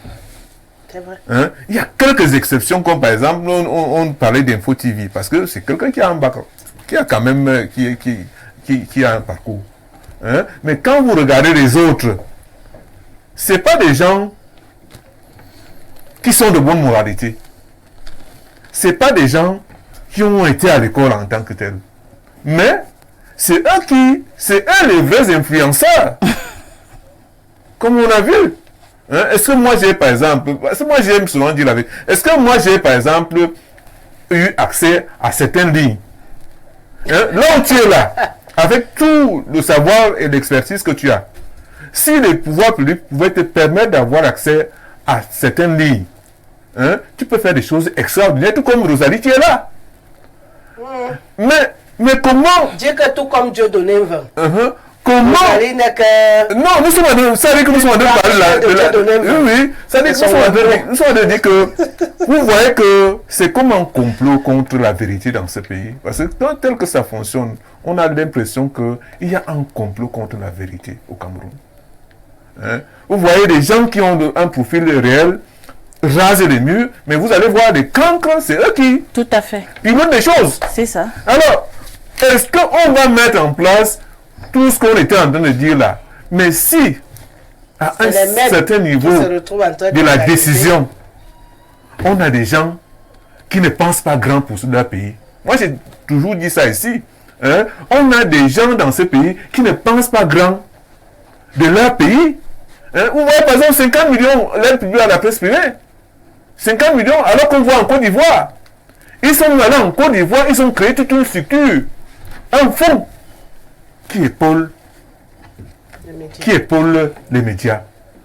Nous, on préfère dans la chambre, parce que moi j'appelle l'argent de ligne, pas du ministère des Finances, c'est l'argent de la prostitution. Vous comprenez? C'est l'argent qui tue ce pays. Pourquoi on ne peut pas créer quelque chose? C'est comme ça que les artistes se plaignent. Les musiciens, ils se plaignent. Pourquoi on ne peut pas créer un fonds pour permettre à la presse de ce grand pays, parce que le Cameroun est un grand pays, de ce grand pays, de faire dignement son travail? Pourquoi? C'est la question qui restera peut-être en suspens. Pourquoi on ne nous permet pas d'être dignes dans l'exercice de ce métier? Pourquoi on ne nous permet pas d'être reconnus quand on le mérite et qu'on puisse écraser tout ce qui vient nuire ce métier? Pourquoi on ne permet pas? C'est peut-être la grande question, et bien malin celui qui aura la réponse à cette question. Peut-être tu vas essayer? Je vais essayer de ne pas répondre parce que ça ne me regarde pas. D'abord. C'est difficile de répondre à cette question. C'est dire que même dans certains endroits, on crée même ces fonds, ça ne marche toujours pas. Ça, c'est la vérité. Ouais. C'est pas toujours, c'est pas dit que ça mais la volonté, on voit la volonté. Il faut toujours la volonté, la détermination de penser grand, comme vous dites. On peut créer, et puis si on met quelqu'un qui n'est pas à la bonne place, ça cause problème. Donc, et ça donne ce que ça donne. Vous voyez, peut-être qu'avec cette histoire de liberté de presse, ça n'arrange pas aussi trop l'État, parce que les journalistes là, ils se sont laissés aller dans le désordre un peu, c'est-à-dire le bafouement de la vie privée, comme je disais, l'atteinte à l'ordre public parfois. On va même aussi dire même les propos polémiques. Parfois, les harcèlements aussi. Et ce qui fait que l'État, à un certain moment, quand j'avais lu quelqu'un là, comment vous l'appelez, le sénateur Fatimatou, je te promets que c'est pourquoi je me plains avec la question du CNC tout à l'heure. Tout ce que vous citez est prévu dans nos tests et les sanctions également sont prévues. Comment c'est possible donc qu'on dise qu'on va sanctionner toute la presse parce qu'il y en a qui sont égarés? Rosalie, vous fuyez le vrai problème. Pourquoi vous fuyez le vrai problème? Mais il faut... Moi, je vois souvent qu'on sanctionne certains. J'aimerais bien qu'on sanctionne encore d'autres. Moi-même, c'est mon désir aussi. Parce qu'il y a certains qui exagèrent quand même. Et on ne les sanctionne pas. Il y a certains qui exagèrent. Et puis, il y a certains qui ne font même rien de grave. Après, ils sont suspendus. C'est peut-être pour ça... J'ai d'abord la parole. Vous avez trop parlé de ça aussi. C'est peut-être aussi pour ça, à cause de ces dérives-là, que la société s'est organisée pour essayer de se défendre à travers ceux dont vous vous plaignez, par exemple. Quoi? La société se défend comment? De l'action des médias. Et comment ils font pour se défendre? Ils nous subissent tous les jours. Mais de l'action des médias dont le contenu n'est pas toujours... qui n'achètent plus les journaux. Voilà, et non seulement ça, et puis dont le contenu n'est pas toujours catholique, je vais dire ainsi. Vous voyez, et puis les gens c'est toujours les mêmes. Les Camerounais sont très intelligents. Autant on vous a donné peut-être les libertés, mais il faudrait toujours encadrer ces libertés. Il y a eu des dérives, hein. Parce que quand vous regardez, rien n'a changé. Hein, quand vous regardez, il a évoqué le volet juridique là tout à l'heure, au départ. Hein, quand vous voyez entre l'époque des lois d'exception et maintenant là, Rien n'a changé. Hein. Non, vous n'allez pas dire aussi que Rosalie, rien n'a changé. Rosalie, vous dites ce que vous dites à la télé et tout ça, vous dites rien n'a changé. S'il vous plaît, vous me laissez parler, après vous allez parler. Si vous dites, est-ce que vous pensez à une certaine époque au Cameroun, on pouvait venir s'asseoir et dire du n'importe quoi, comme on le fait souvent ici? Bon, on ne dit pas du n'importe quoi. Bon, peut-être pas du n'importe quoi, mais quand même, c'est des propos polémiques, des propos d'harcèlement. C'est ça le débat, c'est ça la discussion. Non, mais le problème, c'est que si ça s'enfreint à l'ordre public. C'est ça donc le vrai problème. La notion de l'ordre public. Non, c'est même non seulement la notion de l'ordre de fuir le problème. La notion de moralité publique, je dirais plus. Même moralité, vous fuyez le problème. C'est quel problème d'après toi? Voici le problème de la presse au Cameroun. C'est un problème simple. Lequel? Vous avez déjà entendu qu'on a suspendu un journaliste de la CATV? Non. Allez voir le salaire. Vous avez déjà entendu qu'on a suspendu un journaliste de Sopecam, de Cameroun Tribune? Non. Le meilleur journal au Cameroun en termes de professionnalisme, c'est Cameroun Tribune. Mais on fait les mêmes écoles. Ce sont nos camarades de fac. Ce sont nos camarades. Qui a dit que c'est le meilleur? Non, moi je parle en tant qu'éditeur de presse. Et qui a dit? C'est mon opinion. C'est mon opinion. C'est ton opinion. Oui, je l'assume. Je l'assume. En tant que journaliste, je ne partage pas. Non, moi je l'assume. J'ai choisi. Même dedans là, il y a le Rosalie, j'ai été précis, j'ai dit en termes de professionnalisme. Professionnalisme, dans un parti professionnel, parce que là, il devient. Est-ce que tu avais Rosalie, permettez-moi d'assumer. Moi, je ne dirais pas professionnalisme, mais plutôt idéologie officielle. Voilà. Non, c'est mieux. Non, c'est pas mon acte. Rosalie, lorsque vous entrez en école de journalisme, on vous dit un article, selon les styles, selon les genres journalistiques, un commentaire se régit de telle manière, une analyse se régit de telle manière. Quand vous lisez Cameroun Tribune, ces canons professionnels sont respectés. La question idéologique, c'est autre chose, c'est le tam-tam de l'État, comme on dit, comme la CATV. Voilà. Or, quand vous regardez la presse privée, nous ne respectons même déjà pas les genres journalistiques. Et à partir de là, nous créons un cocktail méthodologique qui donne accès à tout. Mais tout ceci, les questions de moralité, les questions d'éthique, tous les bafouements que nous observons dans la presse privée, c'est la famine. C'est parce que les gars tirent le diable par la queue. C'est la croix et la bannière. Tous ces gars, la plupart de ces gars, connaissent... Je n'ai pas besoin de citer son nom. Mais à l'heure actuelle, au Cameroun, je ne suis pas d'accord. Il y a un journal qui est très populaire. Il est même l'un des journaux les plus célèbres sur la place publique à l'heure actuelle. Réalité plus. Non, moi, je ne parle pas de réalité plus. Je ne parle pas de réalité plus. C'est mon frère. Donc, le directeur de publication est un diplômé de l'estime. Vous pensez que ce directeur de publication ne sait pas ce qu'il faut faire? Mais dans la rue, dans le jargon, qu'est-ce qu'on dit? Moi, j'ai été exclu de certains plans de communication où un officiel vous fait asseoir, il donne à chacun un stylo, un format, il dit, toi tu vas titrer comme ça, toi tu vas titrer comme ça. J'ai dit, Excellence, on ne dicte pas ma titraille. Et je suis sorti. Je suis sorti ce jour-là, certainement, parce que ma poche était bombée. Oui. Mais si ma poche n'était pas bombée, j'allais rester.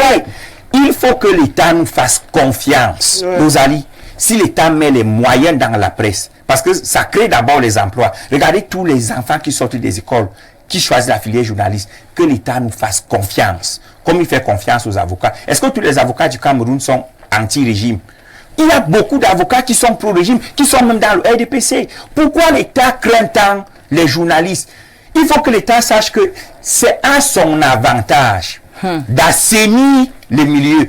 Et si l'État met les moyens, ceux qui, comme moi, je vais parler de moi, ceux qui, comme moi, considèrent le journalisme d'abord comme un art. Il faut être un orfèvre, il faut bien faire les choses.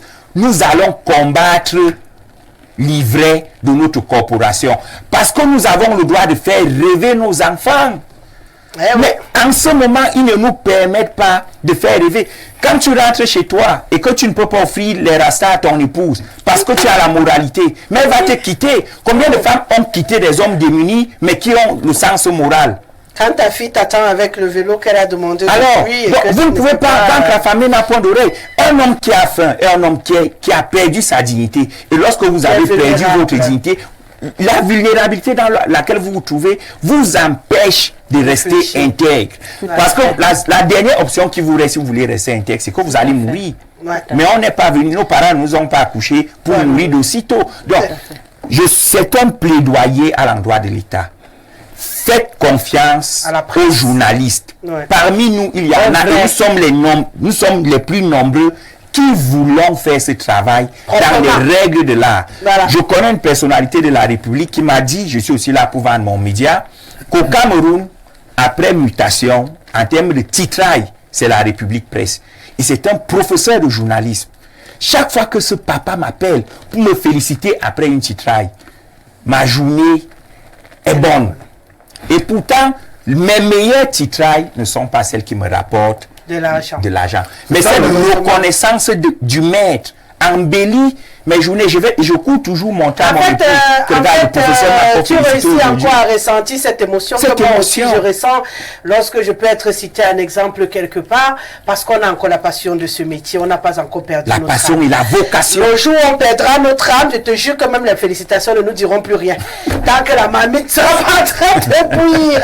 Allez, on fait parler quelques personnes. On doit dire un mot quand même sur le dernier thème. C'est vrai, c'est notre journée. Échanger dessus, ça fait du bien. Ça nous permet aussi de laisser entendre ce qu'on ressent. Sors ici, je me suis de temps en temps transformé en panéliste. C'est parce que la fibre ne pouvait que suivre cette actualité sur le plateau. Bonsoir à tout le panel du Grand Soir. Je suis très désolée à travers les propos du monsieur en blouson noir.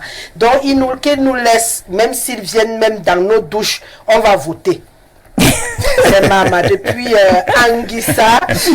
Bonsoir, dit qu'il laisse les Camerounais quand il faut marcher sur les routes pour exprimer la vie chère. Le MINAT interdit cela. Cela n'est pas défendre la liberté d'expression là-bas. Rosalie, bonsoir. Pour rappeler que Hervé Bourche, le premier directeur de l'école supérieure de journalisme, n'avait pas fait de journalisme. Alain Awono, depuis Yaoundé. Bonsoir, Rosalie, s'il vous plaît, faites un clic à votre...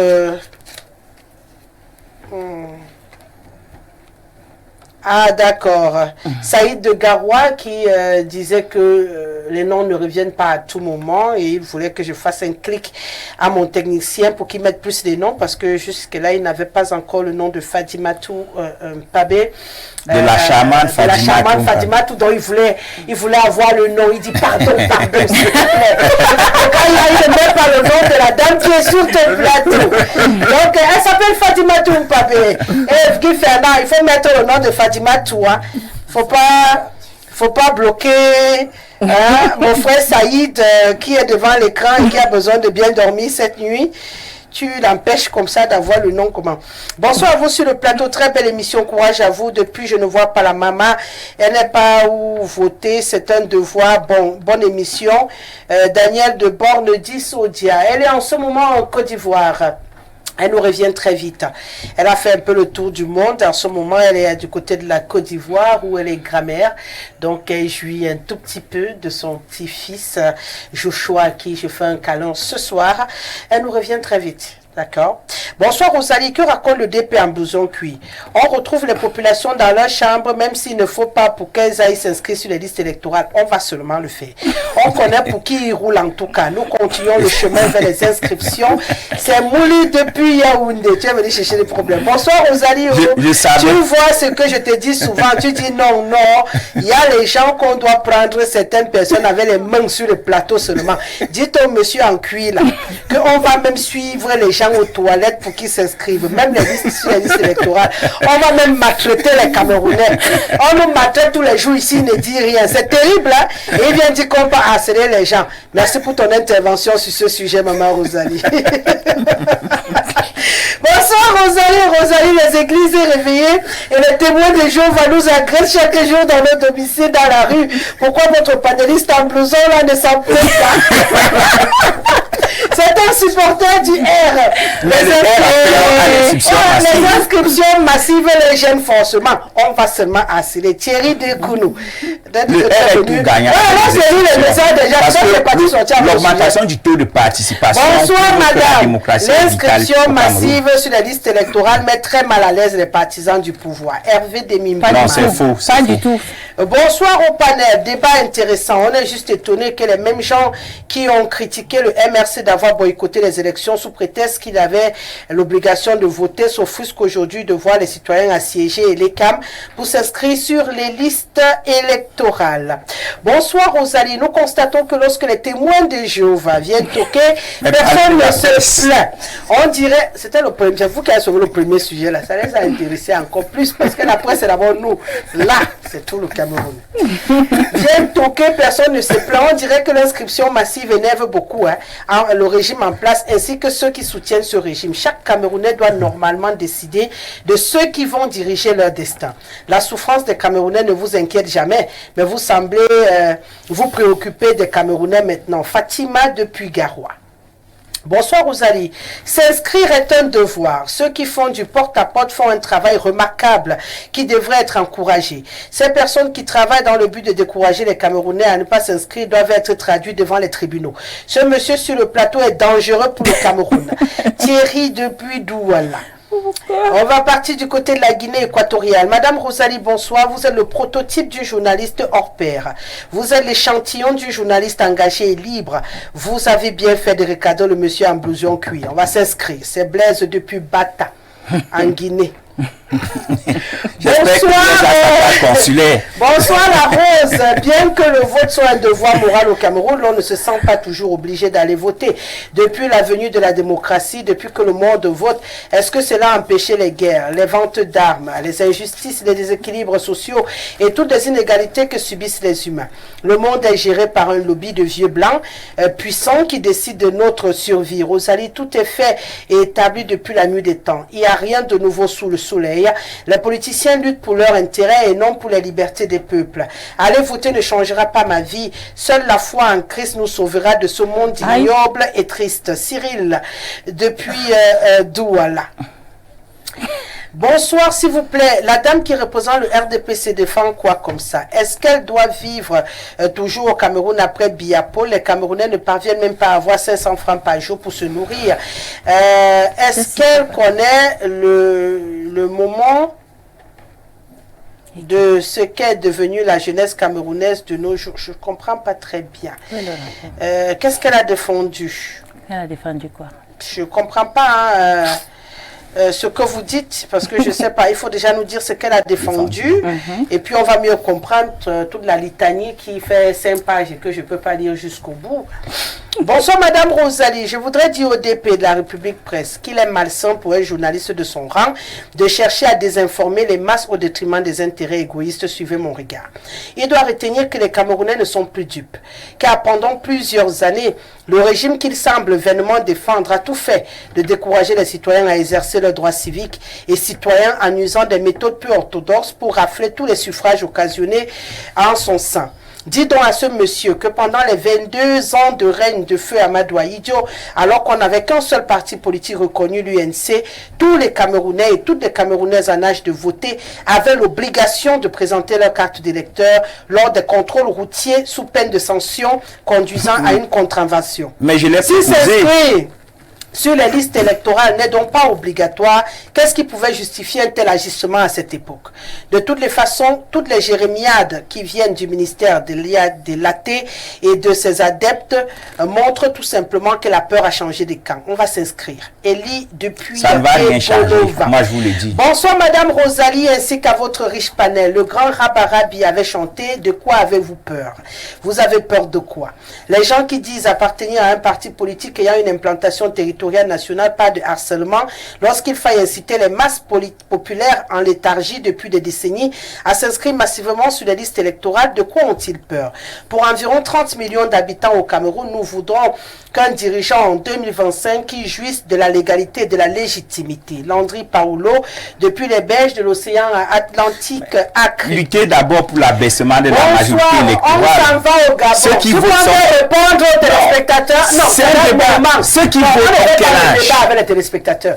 Vous parlez, maintenant c'est leur On moment. vous recrute à 17 ans. Pour voter, il faut avoir 20 ans. Voilà les vrais Monsieur combats. Timothée Somba Bena, respirez. Non, ils sont incultes. Il y a beaucoup d'ignorance. Laissez-moi lire le message de mes téléspectateurs incultes. Lorsqu'ils m'attaquent, non, je réponds. respirez. Je vais finir. Si vous trouvez que vous avez quelque chose à dire, vous direz à la fin. Oui. Respirez. Ils ne vous attaquent pas. Ils vous disent que vous en blouson. Là, c'est pas une attaque, c'est une information. Non.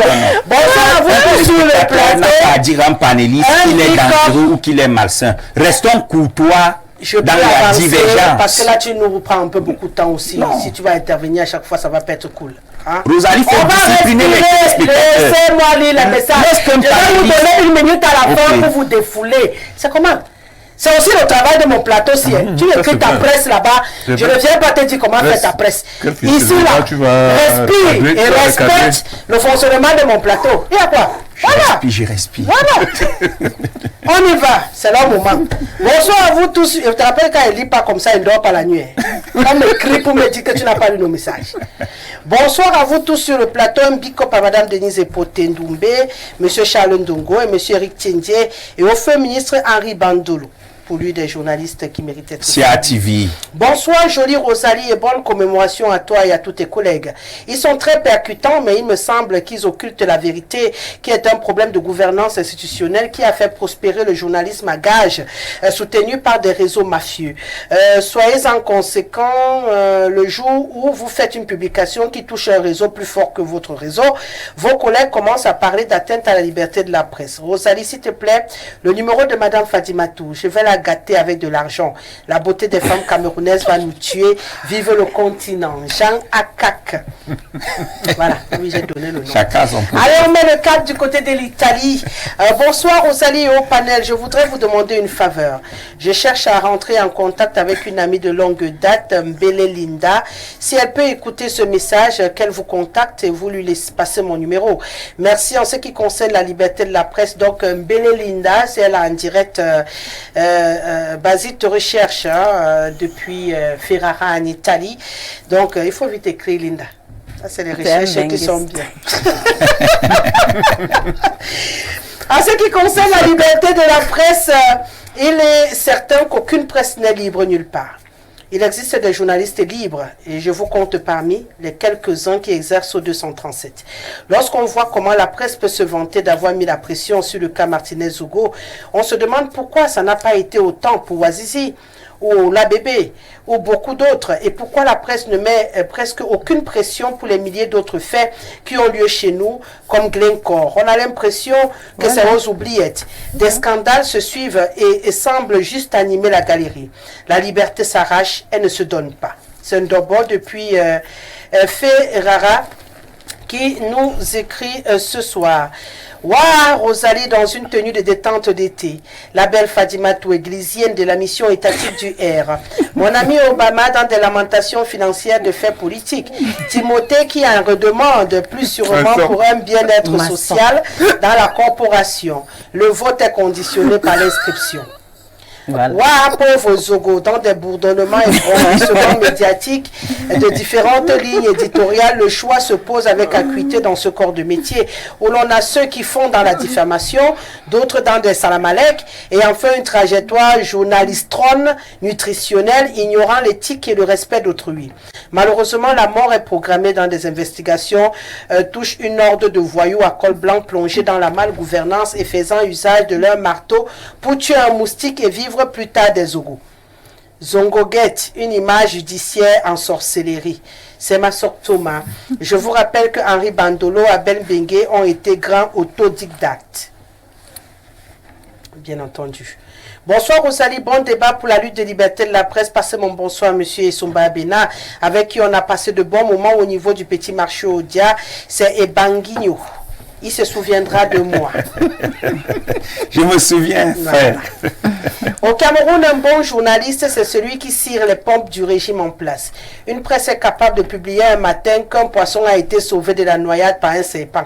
Rosalie, ce qui est bizarre, c'est que vous verrez si les citoyens pensaient véritablement qu'un poisson peut se noyer, ce qui est absurde, mais du moment où vous êtes un journaliste qui publie des véritables informations utiles au pays, sachez qu'une épée de Damoclès plane au-dessus de votre tête.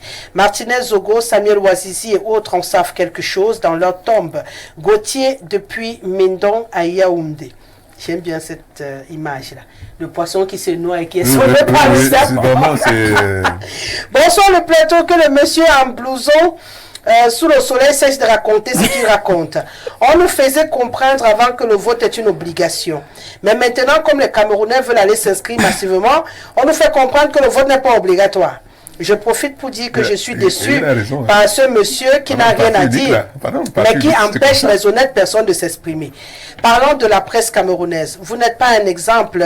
Si nous regardons votre chaîne, c'est juste parce que les Camerounais aiment la distraction et la comédie. Et c'est ce qu'on fait partout au Cameroun. Ok, regardez donc la distraction. On va continuer de vous distraire dans nos chaînes de télé. C'est aussi un rôle. Le divertissement fait partie du rôle, évidemment, des médias aussi. Donc, si on réussit au moins à remplir ce rôle-là dans ta vie, c'est bien. Mais apparemment, tu t'informes aussi, puisque tu as écouté ce qu'il a dit et que tu as rappelé quand même qu'autant c'était obligatoire. Et que tu ne sais pas quand est-ce que c'est devenu un choix. Oui. Ça veut dire que tu t'informes. Bonsoir à tout le panel. Le vote est dans le cœur. Franck de Bokito. Bonsoir Rosalie, comment faire pour s'inscrire car j'arrive pas à sortir, plus que la route qui mène vers chez moi est vraiment gâtée. Je suis à Lorpom, plus précisément à la mosquée Montana City. Je pense que ton message est passé. Hein. À Lorpom, la route Montana City est gâtée. Donc les gens n'arrivent même pas à sortir pour aller s'inscrire. J'ai compris. Bonsoir Rosalie, le Mincom est passé dans tous les médias ou les médias amis seulement. Vendou depuis Garoua. Il est passé dans les vrais médias. Autre chose? Vous pensez que dès que quelqu'un a mis son câble au quartier, c'est un média? Il faut qu'on se dise aussi la vérité. C'est même pourquoi il faut un nettoyage. Il y a plein de médias au Cameroun, mais qui en fait, en termes de médias, n'en sont pas. Donc, mais ce n'est pas à moi de juger ou de faire le nettoyage. Lui-même, il a dit, est-ce qu'il est parti partout? Voici le nombre de télé qu'il y a dans les quartiers ici au Cameroun. Hey! Il y a même l'autre, c'est les gens qui souffrent, nos invités là. Les gars partent entrer dans les couloirs ici. Ils te disent seulement qu'il y a une télé derrière un mur quelque part. Tu dis que ça, ils commencent à émettre quand? C'est pas. Non, mais ça, c'est pas un problème. Oui, mais ça devient un problème lorsque on ne peut même pas répertorier. Toi-même qui es assis là, tu es sûr que tu connais toutes les presses du Cameroun. Il suffit d'encadrer et de réguler. Le problème, c'est qu'il y a un déficit de régulation et d'encadrement. On ne voit le CNC que lorsqu'il faut sanctionner. À quel moment le CNC sensibilise, forme les journalistes? Voilà, tu reviens donc où sont les séminaires de recyclage? C'est pourquoi on doit récupérer le CNC et nous-mêmes nous en occuper. Le seul ministre de la Communication qui a procédé au recyclage des journalistes était Pierre Moukokon, bonjour. Mais les autres se contentent de donner l'argent. Parfois, ils ne vérifient même pas si vous utilisez l'aide à la presse au fin escompté. Bonsoir Rosalie, c'est là-bas qu'elle aide là-bas. Il faut qu'on donne l'argent aux gens. Bonsoir Rosalie, s'il te plaît, pose la question de savoir au monsieur qui est en cuir. Quoi que c'est ta veste. Il avait quoi avant? Allez, aux États-Unis d'Amérique. Bonsoir, maman Rosalie, force à vous, la modératrice. Voter n'est pas un devoir. C'est du blasphème. C'est faux, monsieur Abina. Nous devons les encourager à tout prix. Se faire inscrire. Mais sur le sujet de la presse, très bonne analyse. Donc, tu vois, il n'est pas d'accord avec toi, mais là, il est d'accord avec toi pour l'analyse sur la presse. Maintenant, comment se faire inscrire ici aux États-Unis? Je me pose des questions. Monsieur l'ambassadeur, monsieur Henri Etunji Somba, éducateur, éduquez-nous s'il vous plaît. Système RDPC, quand ça ne leur arrange pas, ils déclarent atteinte à l'ordre public. Ya, Madame Pabé. Monsieur Abena pleure quoi là-bas, respire. Rosalie, pourquoi les journalistes ne s'offusquent-ils pas de l'arrestation de Bruno Bidjan, un jour aussi important pour la liberté de presse? Question. il y a les sujets cassables. Bonsoir, Madame Rosalie. Le monsieur en blouson noir s'agite parce qu'on a mis à nu son concubinage avec ce régime d'incompétents. De manière simple, si le nombre d'électeurs est élevé et qu'ils votent contre le régime, même si le RDPC bourre les urnes, ils ne pourront jamais bourrer des millions de personnes. Le gros est... C'est faux, c'est faux. Ça s'appelle la masse critique dans le jargon électoral. Si 7 millions de personnes votent et que le régime n'a qu'1 million de partis incompétents, de Fadimatou ne pourra jamais bourrer 6 millions de bulletins de vote.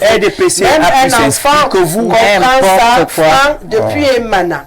Bonsoir Madame Rosalie, la grande royale. Pardon, envoyez les gens de l'ECAM pour frapper même à ma porte car mon vote compte pour ma ville. Les gens du rassemblement des danseurs et percussionnistes du Cameroun nous laissent en paix car avant de ramasser votre caillou, l'oiseau a vu la lionne du continent galactiquement planétaire. Yes. Et elle propose donc justement où se trouvent tous les postes télécam au Cameroun, mais c'est très long ma chérie, je l'ai déjà et je ne peux pas lire en direct, c'est hyper long. Bonsoir Rosalie, nous qui sommes hors du pays avons vu, ah oui c'est le Gabon, avons vu comment les journalistes d'une chaîne mettaient de l'huile sur le feu dans la guerre au Nozo, encourageant même les embats contre l'armée camerounaise. J'aimerais poser la question de savoir, parce que le ministre est Bamileke et que le directeur de cette chaîne de télévision aussi. Quel ministre qui est Bamileke? Le ministre de la Communication, c'est René Emmanuel Sadi, il n'est jamais Bamileke. Ah ça? Qu'est-ce que vous venez affirmer? Vous êtes loin au Gabon, vous venez connaître nos villages au Cameroun. Poser la question, on vous dit. Et même s'il était Bamileke, est-ce qu'il était Bamileke? Parce que c'est l'ethnie qui fait prendre des décisions à un ministre. C'est vous qui avez jugé qu'ils ont mis de l'huile sur le feu. Si en face, on n'a pas jugé que c'était de l'huile sur le feu, on ne les interpelle pas. C'est pourquoi on parlait ici du ressenti de chacun. Ce qui peut sembler trop fort pour vous peut ne pas l'être aux yeux du professionnel que nous sommes, parce qu'on sait à quel niveau il faut s'arrêter et on est également encadré, on sait ce qu'on ne peut pas dire à la télé. Donc si un journaliste professionnel que vous-même vous reconnaissez vu la chaîne que vous citez réussit à dire quelque chose à la télé, c'est qu'il sait ce qu'il est en train de dire, et s'il n'a pas été interpellé, c'est que ce qu'il a dit n'est pas d'usage à mettre l'huile sur le feu comme vous dites. Donc souffrant encore qu'on s'auto-régule à ce niveau-là entre nous, on peut encore le faire. Alors on va dire un mot, hein. Oh là là, est-ce qu'on aura même le temps de dire un mot? On n'aura pas le temps de dire un mot. On sort un dernier mot avant de partir. Maintenant, chacun prend s'il veut dire sur la discrimination sociale ou sur autre chose, mais ce sujet reviendra la semaine prochaine. On démarre par toi. Soit tu finis avec la presse, soit tu dis un mot sur la question de la discrimination sociale libre. Je voudrais dire que les jeunes au Cameroun vivent une marginalisation vraiment sauvage. Ouais. Parce que quand dans un pays, on ne donne pas la chance à la jeunesse de montrer de quoi elle est capable, je crois qu'il n'y a pas d'avenir. Des efforts doivent être faits pour permettre à la jeunesse d'apporter sa pierre dans cet édifice à construire. C'est bon, c'est ça ton message pour sortir. Fadimatou. Tu prends, si tu veux parler de la discrimination sociale, parce que malheureusement... Moi, je parlerai de la discrimination sociale. Tu peux jouer de 2-3 minutes, voilà. Lui aussi, il a la possibilité, lui aussi. 2-3 minutes, il n'y a pas de souci, c'est choix. Voilà, je parlerai de la discrimination sociale, surtout le motif sexiste des femmes. Ouais. Parce que je suis sûre que vous allez dire que je suis féministe, ben pourquoi pas. Non, rassure-toi, 47%, voilà, 47% de femmes pensent qu'elles sont discriminées au Cameroun. Et je pense que c'est vrai. Il faudrait bien que l'État essaye de réguler ou de voir comment améliorer un peu cette discrimination, rétablir une discrimination positive. Qu'est-ce que tu souhaites voir je souhaite voir que les femmes occupent certains postes, pas du fait de leur sexe, mais de leurs compétences. Ça, c'est premièrement. Et deuxièmement, je parlerai toujours de cette discrimination au niveau du travail. Celle-là qui entraîne le stress, l'anxiété, la dépression, et ça cause de problèmes de santé à tant de personnes. Aujourd'hui, nous remarquons qu'il y a de plus en plus des personnes qui ont des arrêts vasculaires, des accidents vasculaires, voilà. Et c'est un peu ça dont il faudrait bien qu'on essaye de voir dans quelle mesure équilibrer cela. Il faudrait tenir compte de ça. Les santé devenant de plus en plus fragiles et l'État devrait mettre un point sur ce côté-là, cette discrimination. Peut-être va créer des vacances, des congés. Il y a des congés déjà, mais c'est pas suffisant. Ah, non, on ne connaît pas les congés. Il y a des congés dans certaines administrations, c'est pas suffisant. Et essayer de rétablir même l'ordre. Si déjà deux personnes ou deux individus n'arrivent pas à travailler dans un même service, voilà, autant mieux les séparer pour la tranquillité. Pour la tranquillité de tout un chacun. Et beaucoup en arrivent aux AVC parce qu'ils n'entendent pas venir le burn-out. Hein. Beaucoup de Camerounais ne maîtrisent pas ce que c'est. Je dis en une seconde, en une minute, pour te permettre de jouer de tes 3 minutes également. Le burn-out, c'est une pathologie qui touche beaucoup de travailleurs, mais ils ne sont pas conscients. C'est-à-dire quand ça t'attrape, c'est pas que tu es fatigué. Tu es en forme, mais quand tu entends parler de travail, ton cerveau ne fonctionne plus. Ton corps peut accepter de s'amuser, ton corps peut accepter d'aller faire la fête. Tu es debout, tu es en forme. Mais à l'instant où ça devient le travail, tu as l'impression que tu bugs. On appelle ça le burn-out. Beaucoup de personnes ne sont pas au courant et force insiste au point où le corps, lui, finit par ne plus suivre. Voilà. Lorsque vous avez cette sensation-là d'être prête à tout, à voyager, à s'amuser, mais dès qu'il s'agit de vous concentrer sur un travail, la tête ne suit plus, arrêtez. Là, le seul médicament, c'est le repos. Vous arrêtez, vous vous reposez, vous vous isolez un tout petit peu. Quand vous revenez, vous serez en pleine forme pour donner encore le meilleur de vous-même. Ça ne sert à rien de bousculer, d'insister, parce que malheureusement, c'est l'environnement. Hein. Tu te dis, si je m'absente pendant un mois parce que je veux récupérer, parfois le patron va mal prendre et tout le reste. Et pourtant, te permettre de souffler te permettra également de revenir en pleine forme pour donner encore le meilleur de toi-même. Et beaucoup de dirigeants laissent perdurer la situation. Malheureusement. Et d'autres trichent aussi. Quand ils voient qu'ils se sentent plus bien, ils viennent au bureau, ils tournent en rond, ils ne font plus son boulot et on ne comprend pas pourquoi. Beaucoup de travailleurs souffrent de cette pathologie-là, mais on n'en parle pas beaucoup. Sachez donc aujourd'hui que vous avez le droit de vous arrêter quand ça ne va pas. Le travail là ne va pas fuir. Surtout si vous êtes compétent aussi. Parce que si vous ne l'êtes pas, je peux vous comprendre. Vous allez vous sous-souder là-bas.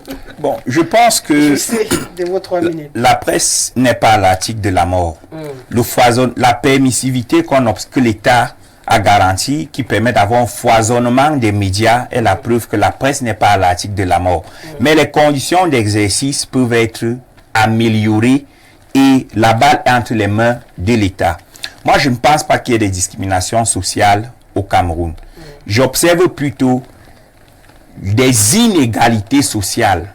Parce que pour parler de discrimination, il faut qu'il y ait des gens qu'on exclut pour une raison objective ou subjective. Donc, je ne pense pas qu'il y ait un problème de discrimination. Il y a plutôt un problème d'inégalité sociale observable par l'inversion de l'ascenseur social encore. Les règles doivent être clairement définies.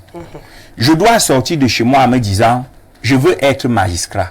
Comment fait-on pour être magistrat? Il faut faire des études de droit, il faut passer un concours, il faut que les concours soient objectifs, que toutes les règles qui entourent ces concours, il a évoqué à l'entame de son propos, soient respectées. La clé du succès du Cameroun réside dans l'égalité entre les citoyens. Ce sont les inégalités qui faussent l'ascenseur social et qui créent donc par phénomène de déflagration, de métastase, toutes les difficultés que nous observons, même dans la presse. Voyez-vous, quelqu'un qui prend sa tontine et qui va lancer son journal, il va au CFCE, il crée une entreprise, il paye ses impôts, il se met à travailler, mais après il se rend compte qu'il n'a pas d'accès à la publicité, il n'a pas accès à l'aide publique, à la presse, et pourtant il est compétent.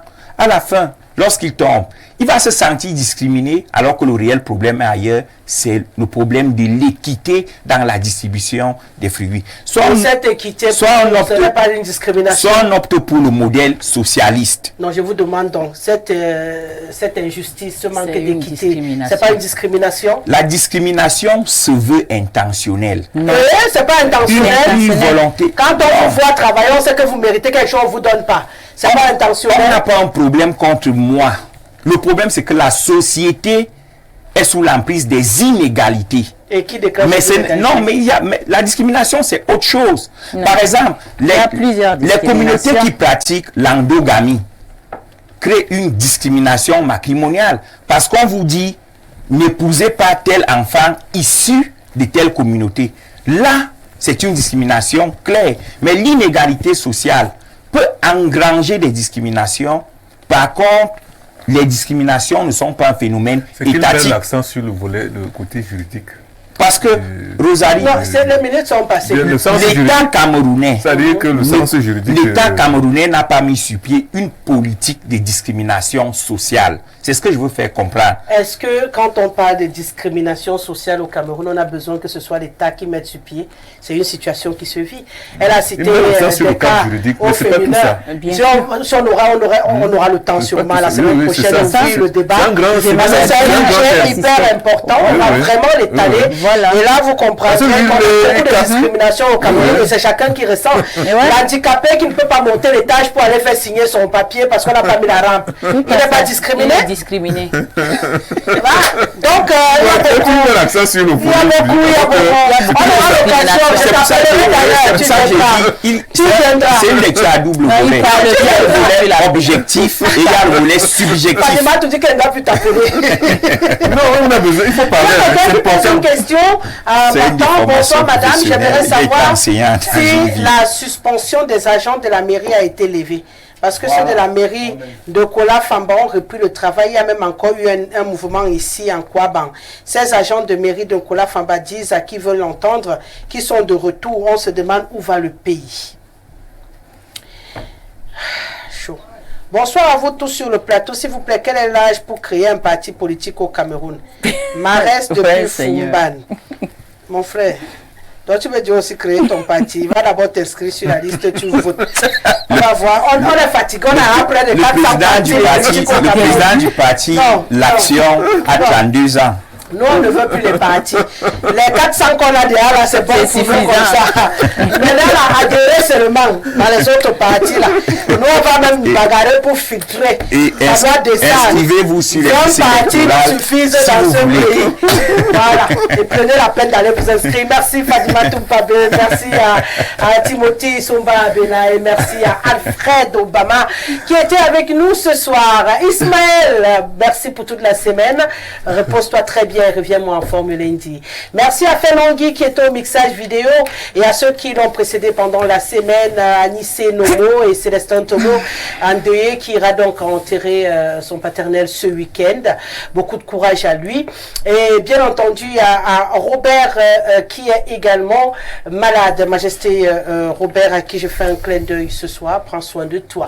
Ben Vass a réalisé cette émission. Jean-Martin Kemfak a donné également son coup de main pour la réussite de cette émission. Moi, je vous souhaite de passer un très très bon week-end.